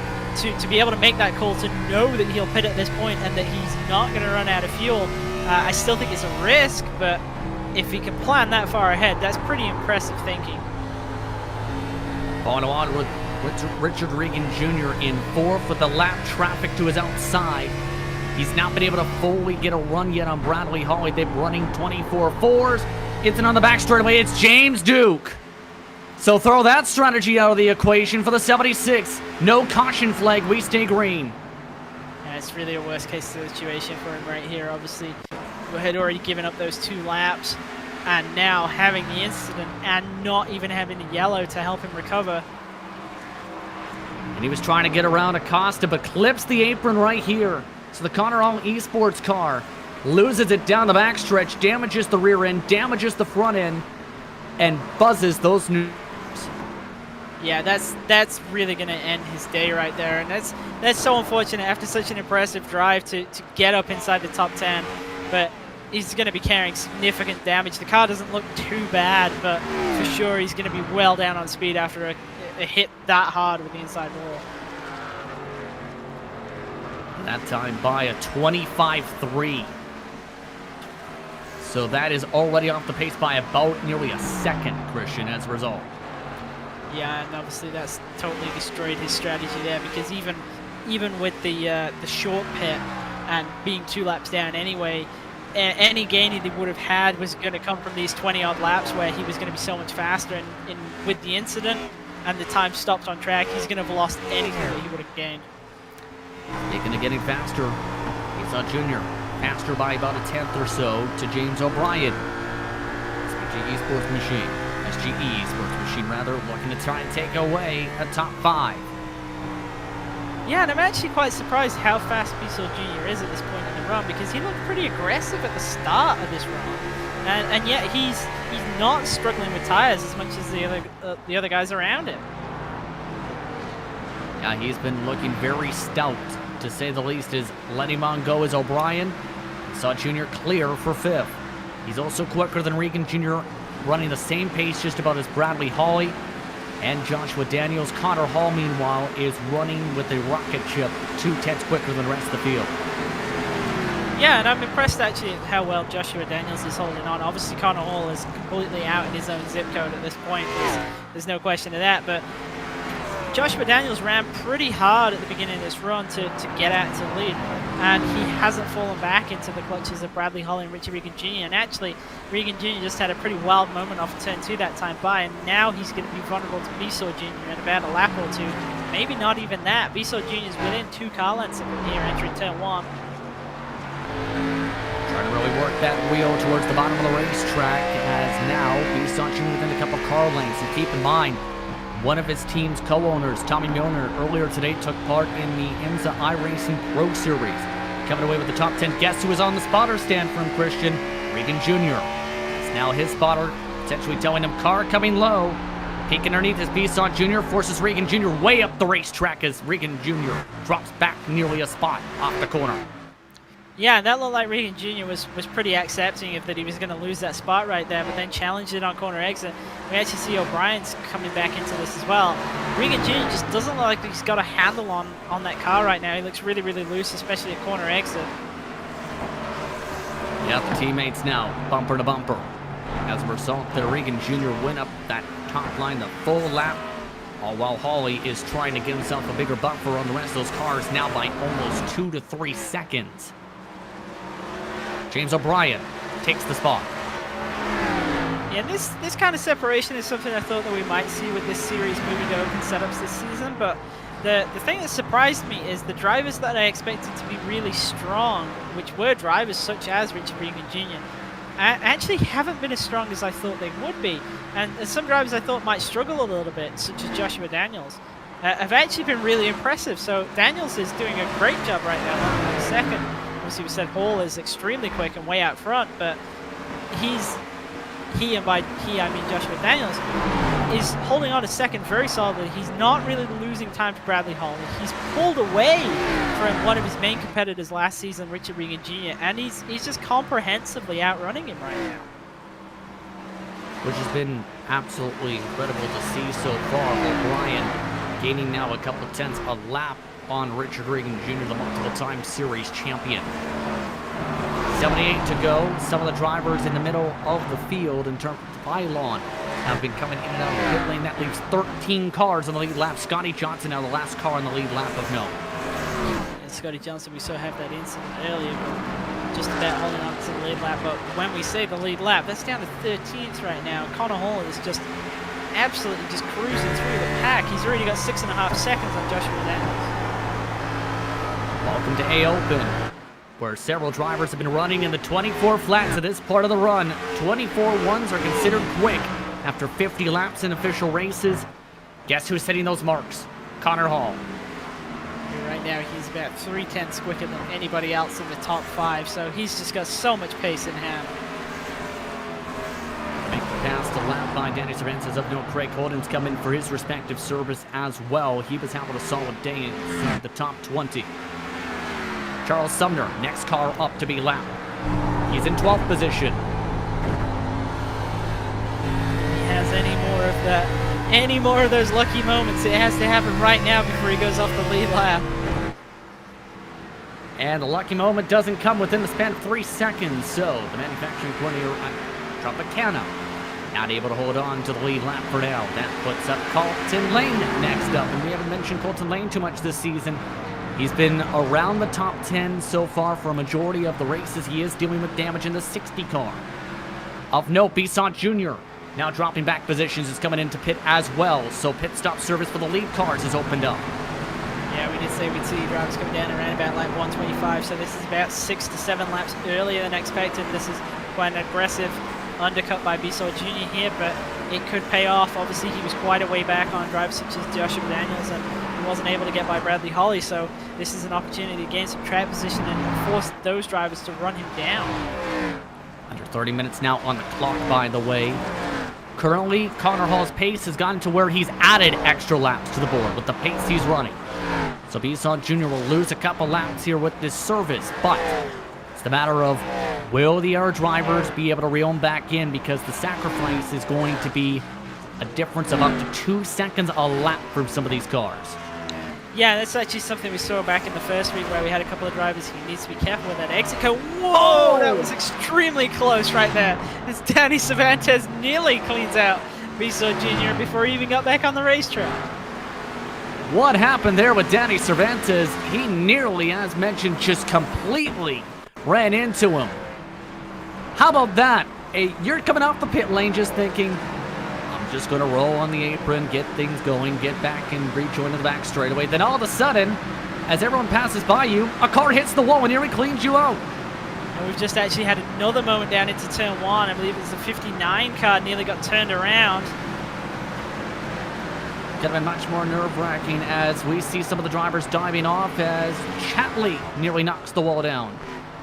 Yeah, it was Brendan Chatley in that 59 who nearly got looped around into turn 1 that last time by and managed to straighten it up and nearly had a caution right there, and that would have absolutely destroyed Bisson Jr.'s race strategy. Looking back at Abner Acosta, he is now still flying on this racetrack. Still 18 seconds back of the race lead, yes, but Acosta, he's closing into Regan Jr., who is losing a ton of time in the 25-second bracket as Regan Jr. on pace now. Yeah, Regan Jr. really struggling right now. 25.196 last time by to Abner Acosta's 25.48. So actually a little bit quicker. Acosta must have had something check him up, but in terms of where Regan Jr. is relative to other drivers around him, he's about half a second slower than James O'Brien and then Bradley Holly ahead of him. A full second slower that last time by compared to Colton. which is absolutely incredible and not a great sign, as this time Acosta 1/10 quicker. You see in the bottom ticker. Keep in mind that the track temp is some of the hottest track temps drivers have had to deal with all week. Up to 92 degrees with all the rubber buildup. Yeah, it's just crept up a little bit more as the race has gone on, so it's not really getting any easier for anybody out there. And especially that's going to hurt you if you're already struggling for rear grip. As you see, Regan Jr. sliding all the way through turn 1 right there. And this is why he's got nothing coming off the corner and why he's just so vulnerable right now, because he's sliding so much, he's just got no rear grip left. Costa drove into the fence down the back straightaway down Thunder Alley. No damage though on the 5, as here come some of the fresher tires now. This is James Duke. James Duke running 24/7s at the moment with a strategy. Nearly hit the back end of a MotorSports car.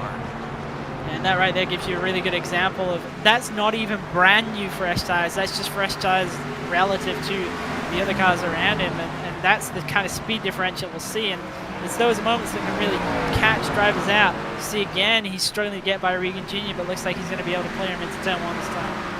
Ken Owens coming to pit. Adam Zemke, Scotty Johnson complete their service. James Dewar with a longer pit stop of 18 seconds. Here comes Bisson Jr. now to try and get by these cars in the fresher rubber as, oh boy, 3 wide. That's with his teammate Scotty Johnson off the pit lane. As Scotty Johnson hits Acosta's quarter panel, they save it.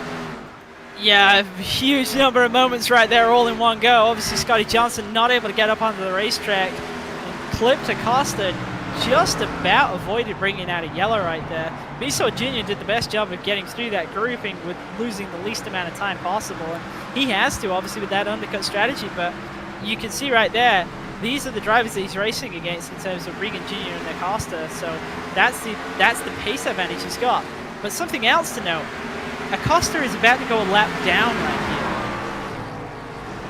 Connor Hall has gone that fast. He's still in the 24.2s. He has lapped his way inside the top 5 just about already. Yeah, and he's driving by Richard Regan Jr. right now. He's looking like he's on fresh tires, and he's not. He's on the same tire life as Richard Regan Jr. is. He's just got that much pace left in the car.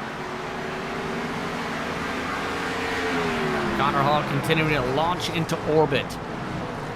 12 seconds the gap between him and Joshua Daniels now. Bradley Hawley 15 seconds back. O'Brien is 17 seconds back. Those drivers are the only ones left who have not yet pit in the 24-second bracket. Joshua Daniels into pit, has gone with the undercut. And I don't think that Richard Regan Jr. has any right rear tire left at all. He literally looks like he's driving around out there on the rim right now. He's got nothing off of any corner at all. Yeah. As Daniels pulls into his pit box and able to make it cleanly into the stall for international racing, Regan Jr. has indicated he's coming in, and probably the smartest call since that right rear tire may be about to pop on the 46. Yeah, I definitely think that he actually has no right rear left at this point. He's losing so much time, and obviously there got down on the apron, and a good job to not lose that car because there's definitely no tire left. As well as to make sure that tire didn't pop going the entry, similar to something from the NASCAR Coca-Cola iRacing series. Several drivers had they got that close. At Dover, I think it was. Yeah, we've seen drivers obviously in that series where they've tried to get down onto pit road and been unsuccessful, as you say. I believe it was actually Zach Novak who hit the pit barrels this year, in 2020 at Dover with that same issue. Connor Hall is also elected to come down and pit with 59 estimated to go in 24 minutes underneath on the clock. Again, that's about a 10-lap offset just about between your official lap pylon and the time, as Regan Jr. 14.4 overall in the stall. Connor Hall is in for his respective service. James O'Brien coming in this time high as well. And Abner Acosta just made a bit of an ad hoc call to come into pit. He was driving through turn 3, and it looked like his right rear essentially went down on him. He ended up at the wall and just elected to come down to pit road at the same time. I think you may be right, because as you see some of the differentials coming in between Hall and O'Brien, Acosta nearly smacked and destroyed the right side of the car just about on his 5. He is lucky he didn't demolish the race car, as O'Brien quicker stop than Hall, but it's still going to be plenty time back compared to him. And we've got a car with a huge moment in turn 1. It looked like it got it gathered up. And in fairness, we've seen a lot of moments right now, a lot of cars getting about 45 degrees to to the track surface. So the fact that we've not actually had a caution at this point is really impressive, because everybody's struggling with tire wear who's still out there. Even drivers who pit have obviously had to navigate their way through and struggled a little bit to get around some cars that are out there on older tires. It's actually been a really impressive display that we've not seen a yellow. And this has been the longest green flag run of the race so far. Costa, despite his issues, cycled currently to 13th on track. Chapley's already coming for his service. That currently means just about everybody has now come down to pit. So how it's cycled out is Esau Jr. by only a second. Hall, Daniels, Lane, Hawley, O'Brien, the top 6. Yeah, this is quite a large net gain though for Esau Jr. at this point. Obviously Hall was so fast, and to come out even ahead of Hall is actually pretty surprising. But he's got a massive advantage now back to drivers such as Joshua Daniels. He's got about 13 seconds. Daniels will run that down, but the question is, will Daniels be able to run that down before we see either the end of the race or before we see another yellow? Especially with the time being very critical for these competitors across the circuit. It's down to 4/10, by the way, for the race lead. And yes, GE eSports machines all going with similar types of calls, not as drastic. Scotty Johnson, 14th position on those competitors. Brett Adams, the last car down to pit, is now in for his service as Hall, to the race lead, waves goodbye. Yeah, and that round of pit stops has really shaken everything up. We've had a couple of drivers really go both up and down the board. Obviously, Esau Jr. has been the big winner out of all of that, cycling through to the de facto second position. Some drivers who've really lost out. Abner Acosta, we mentioned him having that moment and making that ad hoc pit stop. He's back down there in 11th right now. And Richard Regan Jr., first car a lap down in 8th. That leaves just the 7 cars in the lead lap. Adam Zemke, the first of those cars, 20 seconds back. Keep in mind, Regan Jr. is quicker than the leader, but the problem is he is still behind him by at least a couple seconds. Might not even get the lap back at this rate. Connor Hall has put on an absolute clinic, I have to say, similar to the first race of the season. Yeah, I would argue that this is actually even kind of more impressive. It was ridiculous, the pace advantage he had. That's really the only word for it. The first race of the season, we saw he was very fast, able to pull out quite a big gap on a long run, but to lap everybody up to the top 5, to be a second faster than anybody else on the racetrack, you really don't ever see that. I mean, obviously, there's been times where even in the NASCAR Coca-Cola Series, we see drivers be really quite quick and have, say, a 2 to 3/10 advantage, and everybody be pretty much in awe of having that advantage. But we never see drivers have a second advantage. That's just crazy. And obviously, he knew he had that strategy played out in his head of if he was going to save tire, it was going to pay off. And yeah, I mean, all credit to him. He's just absolutely destroyed the field. As it stays green, there's a chance he might actually get towards potentially lapping the field. Outside of maybe Esau Jr. at this rate. I have to see. As we're looking right now at Acosta currently trying to reel back in 10th. Kalen also trying to continue to push back forward. And was going to say with Kalen, we've seen him good on the longer runs. Tonight, though, was not the best of long run races for him. He's burned up the tires a ton. Yeah, he has struggled a little bit tonight, but he's actually still having a pretty strong run. Obviously started in 8th, so to be back in 12th is going to be a bit disappointing for him, especially to be outside of the top 10. But he's got an opportunity to move his way back up. There's a couple of drivers ahead of him who've had quite extended stints. Drivers such as Colton Lane running in 6th right now. He's been on his tires for 25 laps. Esau Jr. has trouble. Yellow. Caution flag is out, turns 3 and 4. As we are now going to have an interesting one with 7 cars on the lead lap and several cars on only 1 tire set. This is a big decision now for anybody who is going to take that risk of taking that last set of tires and hoping the race goes green. And I think really the driver that this actually disadvantages the most is Connor Hall, because this is the moment where he can lose this race. This is the caution. And wow. Yeah, I'm not too sure there's much we can say on that one. Obviously, Craig Holden and it looked like James Duke there got together. Yeah. Duke just drove it into the wall down the back straight away. That's the only thing you can really say. But that's going to reduce the amount of laps available with 17 minutes on the clock. But now it gets to where, oh boy, it's become a tire strat race. Yeah, I think there's a couple of drivers that this really, really hurts. Robert Bissell Jr. was obviously out there with the big undercut strategy. He's making the decision to come and take his last set of tires. I feel like he had to. He had no other choice. But there's a couple of drivers out there who've decided they're going to risk it. Colton Lane is in 6th spot, so there's only 7, well, there'll be 8 on the lead lap when Regan Jr. gets the lucky dog. But I think that actually might be a decent move, maybe, to try and just hold on and hope that there's another yellow. For some of the other drivers, yes. But it's Hawley, Lane, Zemke, Bissell Jr. who take the sets now, while Hall, Daniels, O'Brien do not take a set. If it goes green, they could win this race. If there's a caution flag even after 15 laps, it goes back to Hall's direction. Yeah, absolutely. This really is a coin flip at this point. Obviously, those drivers who've taken the tires now, they need to be aggressive. They need to get up into the lead. They need to not cause another caution, and they need to get out there and really press the advantage. As you say, if the race has one more yellow, it flips completely back the opposite direction. And I think actually even the drivers who've just come down and taken their tires are in an even worse position, because then they're all locked into a fight amongst themselves, really, for the back half of the top 10. Exactly. Of note, laps down, Kalen, Scotty Johnson, Ellen, Knight, Dewar, Accord, Medina have all also ducked down this time by for respective service. Brent Walter will be on 12 lap old tires. Duke stayed out on the racetrack on 51 old lap tires.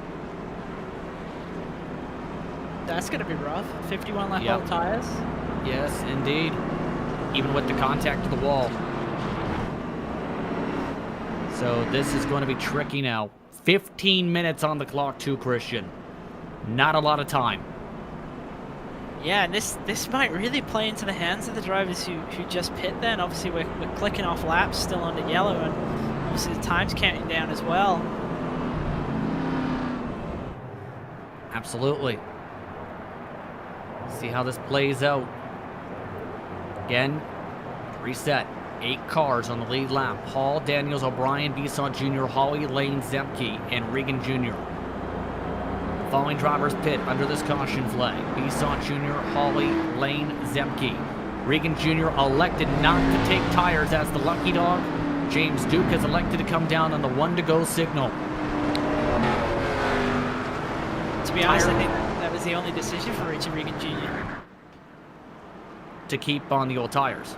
I think he had to. I think if he'd have come down, so obviously he's going to be the end of the line with the lucky dog.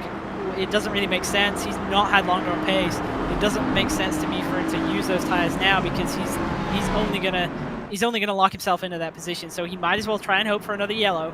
If he gets one more yellow, he pretty much has a guaranteed top 5. Under 14 minutes on the clock. Estimation about 37 laps officially. 50 to go. Coming up to 49.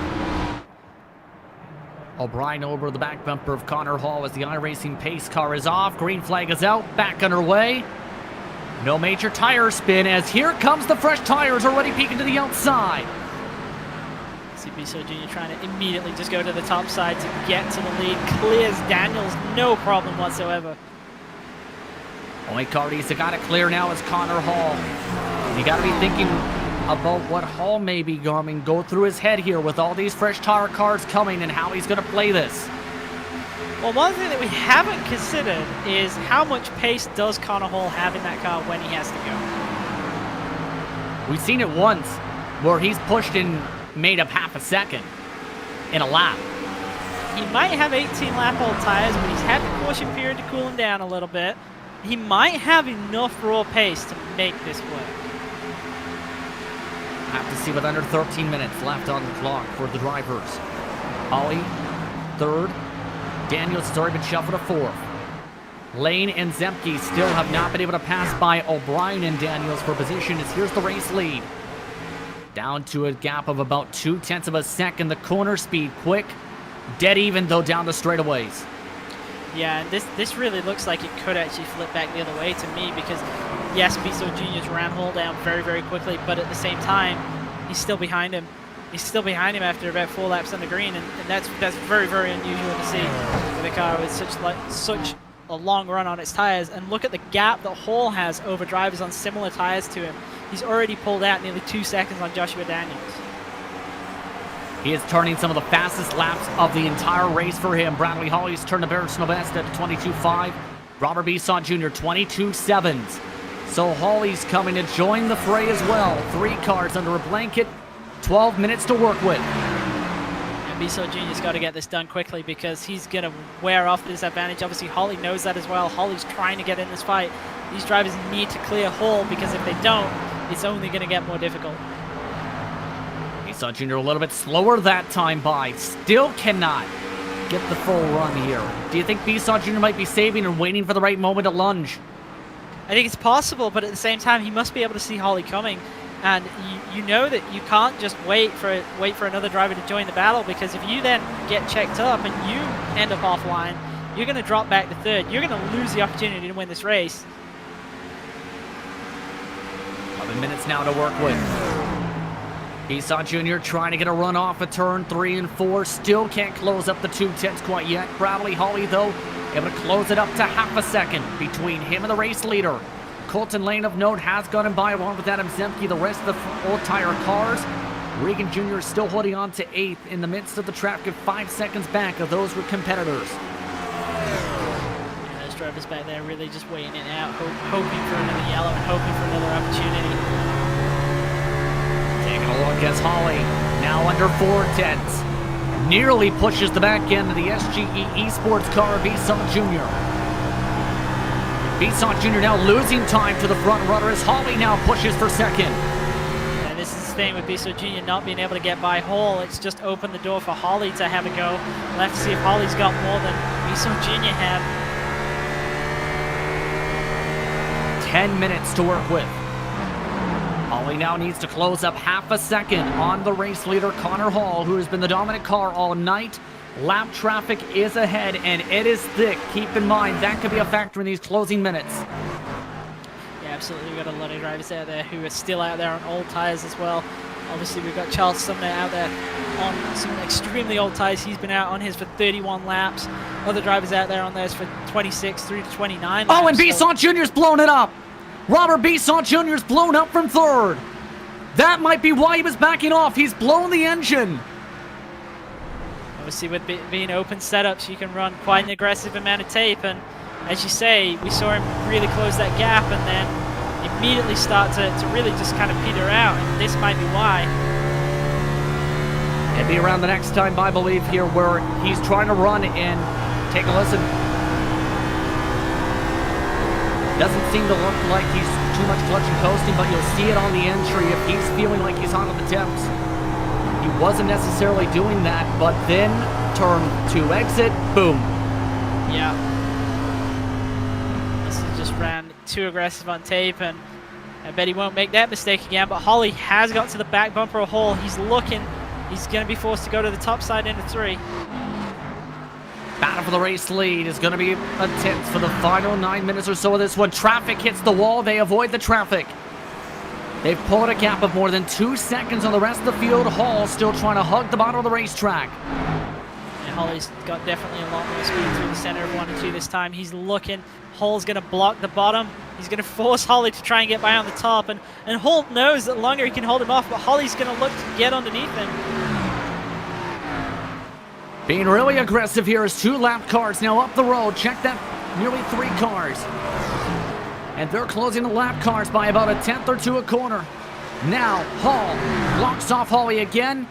There's the lap traffic. It's James Dewar, the first car. Jose Medina, the next one. Yeah, we know that Bradley Hawley is an extremely clean driver. He's not going to use the bump to make this pass. But at the same time, he's going to want to win this race. So he's going to have to get aggressive. We know that Hall's not going to give him any opportunity to get by. Hawley several championships as well in his career in this series, as well as in several other PRL competitions. Can he take the race win away from Connor Hall in the strategy? Under 20 estimated to go. Under 7 minutes and 30 seconds on the clock. Over the back bumper yet again. Jose Medina, the next car, as mentioned, they have the lap. Of note, Trent Dinkle is now officially out of the race. He was running 24th. And again, that's contact! Contact for the race lead. Is Holly able to check up? Yeah, it just rolled right up onto his bumper. I don't think that Holly was expecting him to be so slow through 1 and 2 right there, but that's the difference in tires right now. And the thing is that Holly obviously immediately jumps on the radio to apologize, didn't mean to get into the back of him, but at the same time, that's another lap now that's going to go in favor of Hall. So Holly needs to find a way to make this pass happen. It's not going to happen in the middle of the corner. He knows he's not going to be able to get by on the top side.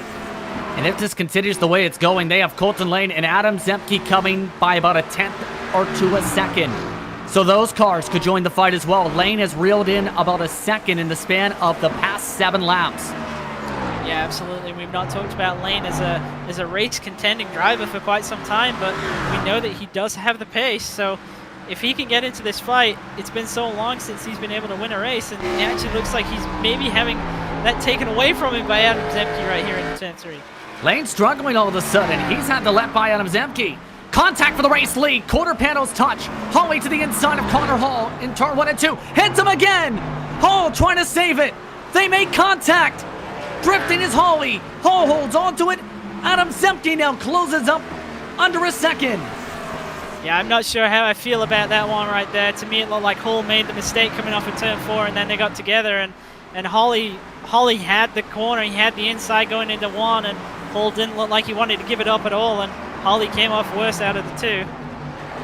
Now both of them have really slid the tires too. That's going to make things really intriguing now for the final 5 minutes or so. A lot of distance though between them now to run back down for Holly. It's not going to be the work of 1 or 2 laps. It's probably going to be closer to 3 and 4 to get that gap back down.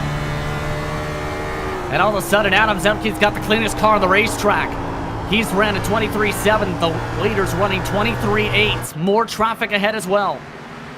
Yeah, this is not what Hall wants to see. Obviously, more traffic is going to slow him down. It's going to bunch everybody up, and it was the traffic that I think that actually got to him last time by, and why he kind of had that bobble on the exit of 4. 13 estimated to go, under 5 minutes now to work with. Traffic moving to the top of the racetrack.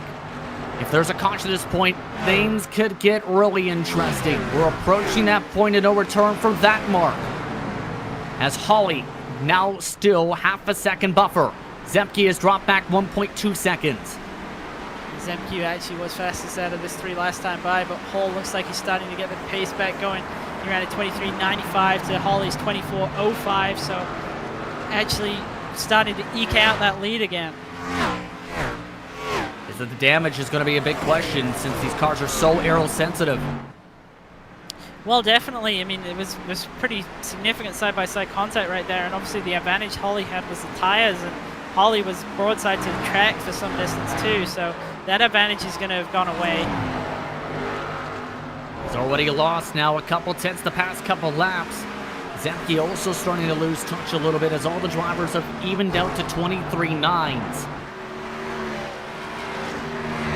And Colton Lane has had contact with the lap car, Brett Accord. We stay green as Accord is moved to the bottom of the racetrack, and Lane is up to the top wall down the front. Lane obviously trying to make his way through in that 4th spot. It'd be the next time around here. Sorry. And Lane had been doing a great job. He's still in 4th position. That's the bright side, even with this contact. It'd be in 3 and 4. You see him catching the lap car right here. Gonna duck down to the inside. Yep. And actually, again, we've seen that time and time tonight with drivers bouncing off that outside wall and bouncing down the racetrack into cars underneath them. Lane, that time, just unfortunate to be right there in the path of that car. Under 10 estimated laps to go. 3 minutes are on the clock for the race, approaching 20 official laps to go. Joshua Daniels has been reeled in by James O'Brien for position. This is for a top 5. Yeah, we don't really talk much about the drivers who are still out there on the old tires except for Connor Hall, but obviously that battle's still going on. O'Brien looking pretty strong against Daniels right now. Not many laps to get this done. maybe 6 at the very most, depending on how many laps end up being green here. 10th gain last time by, this time by. For O'Brien, he loses a 10th. And really, these two have kind of been in no man's land. They're two of the 3 drivers out there on olds. Working with about 5 laps to try and make the move. If you were O'Brien right now, what would you do? I think you've really just got to get as close to him as possible. I would not have done what he's just done into turn 1. He's just ran way up the racetrack and lost about 2 to 3 car lengths. Nearly clapped the wall as well as traffic ahead once more. That is Mike Knight letting by these cars, and that may have cost him a realistic shot of the fight. If not, made it to where he needs 1 lunge for a shot. Yeah, that was actually something I was going to mention there. Obviously, they're coming up on these lap cars, and every time anybody's catching a lap car, especially if they're having to go underneath them on corner exit, it's really checking them up. So that's an opportunity for you to get by, and that right there was probably the best opportunity that O'Brien was going to have to get a run on Joshua Daniels on corner exit, and now he's lost that. That said, Charles Sumner's not too far up ahead, and he's definitely a little bit slower than these guys, so might be one more chance. Especially with about a minute to go to work with. That's on the clock. Expect the white flag in the next minute. O'Brien takes a peek. Daniels loses the bottom of the racetrack. Here comes the 9 for the top 5. Side by side, 2 laps for them to work with as O'Brien moves up to 5th with the slide, but Daniels keeps it up high. No, finally completes it. Yeah, O'Brien drove really deep into 1 right there, just about kept it off of Daniels, but able to clear him on corner exit. Final couple estimated laps for Connor Hall. Meanwhile, at the very front of the field, he has been a rocket all night long. He had been saving the tires a ton early on in these runs, but once 15 to 20 laps were put in on those tires, he turned into a lightning bolt. Ran away at one point as much as 18 seconds from the rest of the pack. He takes the white flag, estimated this time, 10 seconds on the clock at the Rock. And I think obviously without that caution that dragged him back, it was pretty clear that he was way out front in the field. Nearly lapped the entire field that really long run that we had. Got everybody up to the top 5. Once again, another dominating performance. Connor Hall takes the victory at Rockingham. He wins his 2nd race of the season. Bradley Hawley 2nd, Adam Zemke 3rd. Colton Lane holds on to 4th spot, while James O'Brien will round out the top 5 in what was an impressive race for Hall.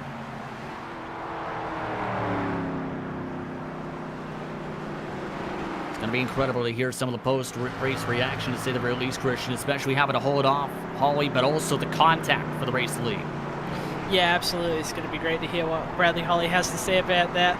Obviously, he would have been hungry to get that win, but not able to get by. Then that contact that really set him back. Connor Hall will now burn things down in the 222 machine. He is your winner at Rockingham Speedway. Post-race coverage coming up in just a few moments. You're watching the Global Sim Racing channel from the virtual Rockingham Speedway for the PRL Cup Series.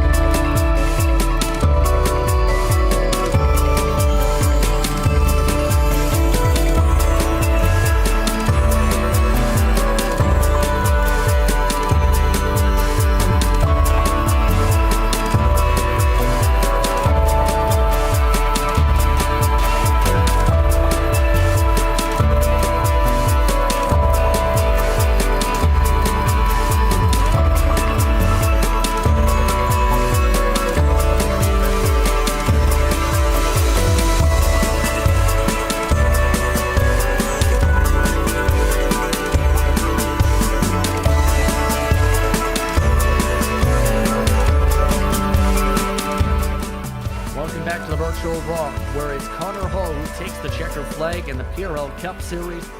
What was a dominant race 3 for him, but a thrilling finish to say the very least here today from Rockingham, North Carolina. He wins the race by 3 seconds despite being on 15-lap older tires than a majority of the drivers behind him.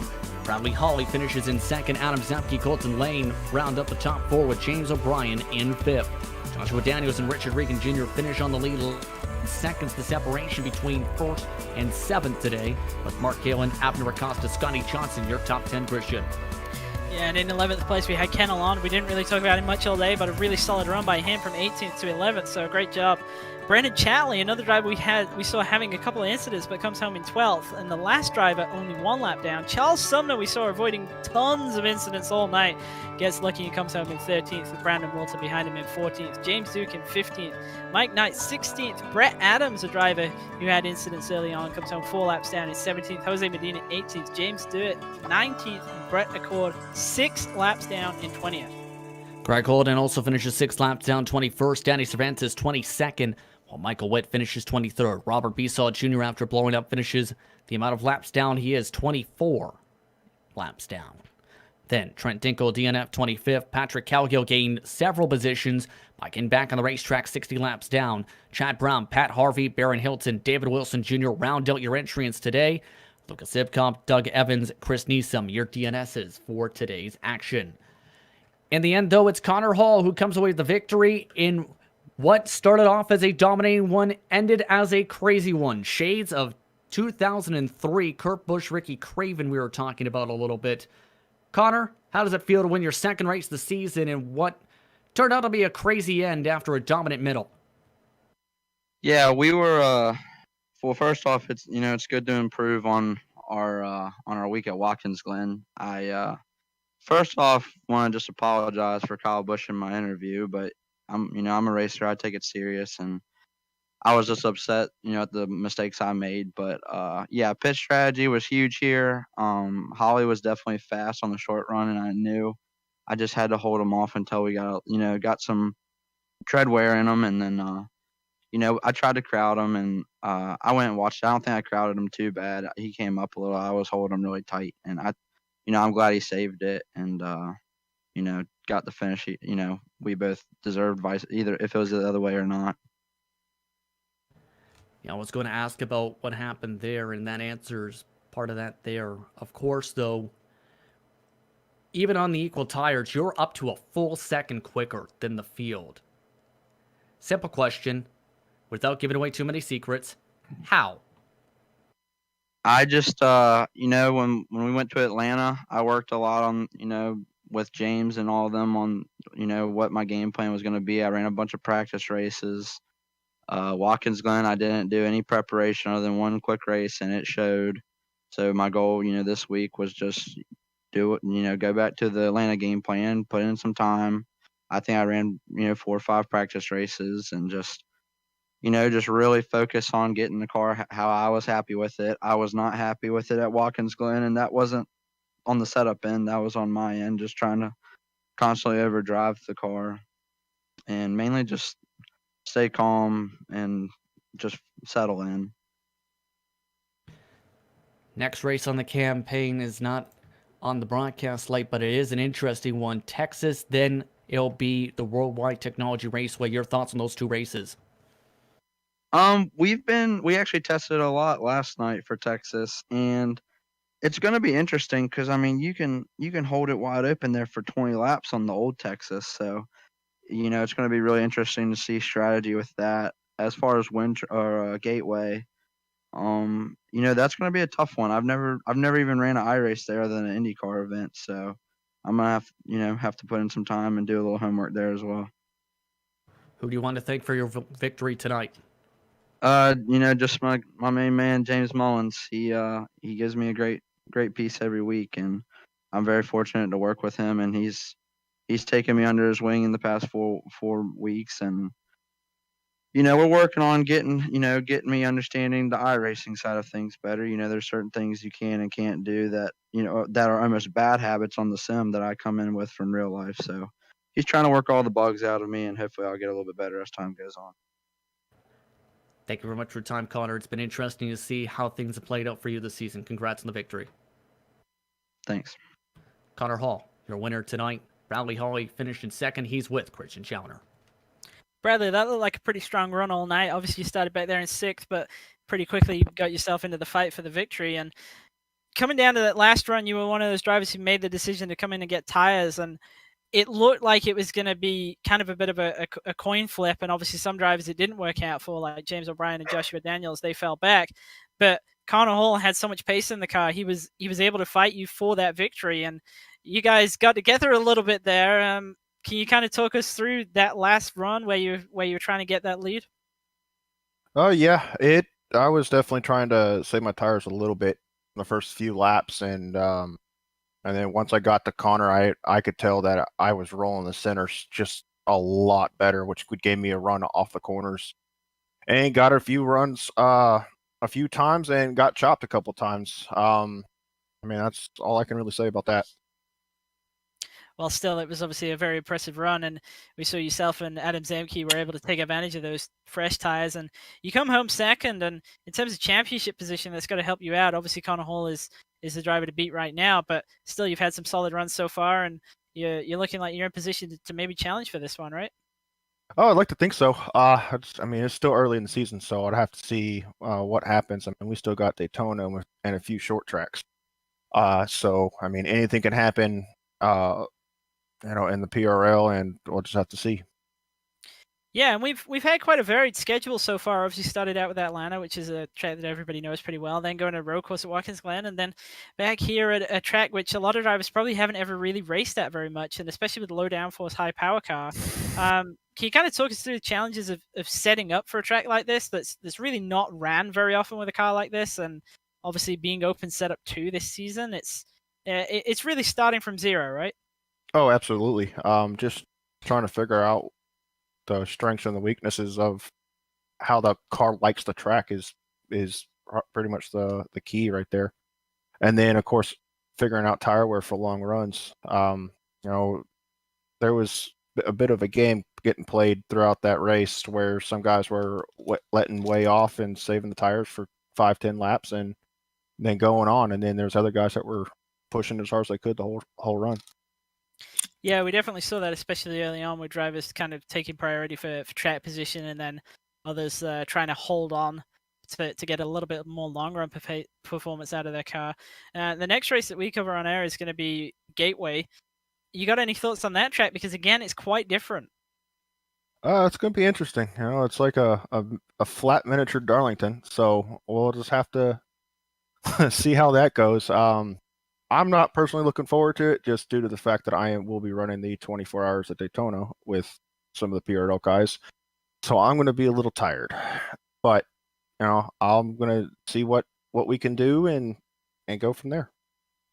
Yeah, as you say, obviously that's a pretty busy weekend for, I think, most people taking part in the 24. So a couple of events running over that weekend, but we'll be back to see that. So good luck for that event. Good luck for the 24 as well. And before we let you go, is there anybody that you'd like to give a shout out to? I'd like to thank the Waterback guys. We raced hard or practiced hard all week, trying to figure out what we need to do for the setup. You guys for broadcasting us week in, week out, and a North Star title for sponsoring me. Well, thank you for coming and chatting with us, and congratulations again on the second place finish. That's once again Bradley Hawley coming home in second tonight. Adam Zemke finished in third tonight, 4.4 seconds behind Connor Hall. Adam, first things first, how are you feeling coming home with the narrow, strong finish tonight? I couldn't be any happier. I coming to this race, I don't think I've ever raced at this track, so I didn't really know what to expect. And then we kind of lucked into that last caution there at the end and put a whole bunch of guys a lap down. And after that, I think it was kind of just me and Colton running together. I don't know what was going on with 222 and Holly. They got into each other, or I wouldn't even have been as close as I was to them. I was hoping they were going to bang on each other a little bit more, maybe give me a chance to get up there and race with them a little bit. But I'm pretty happy about this. That's 2 third-place finishes in 3 races. Not too much better I can do.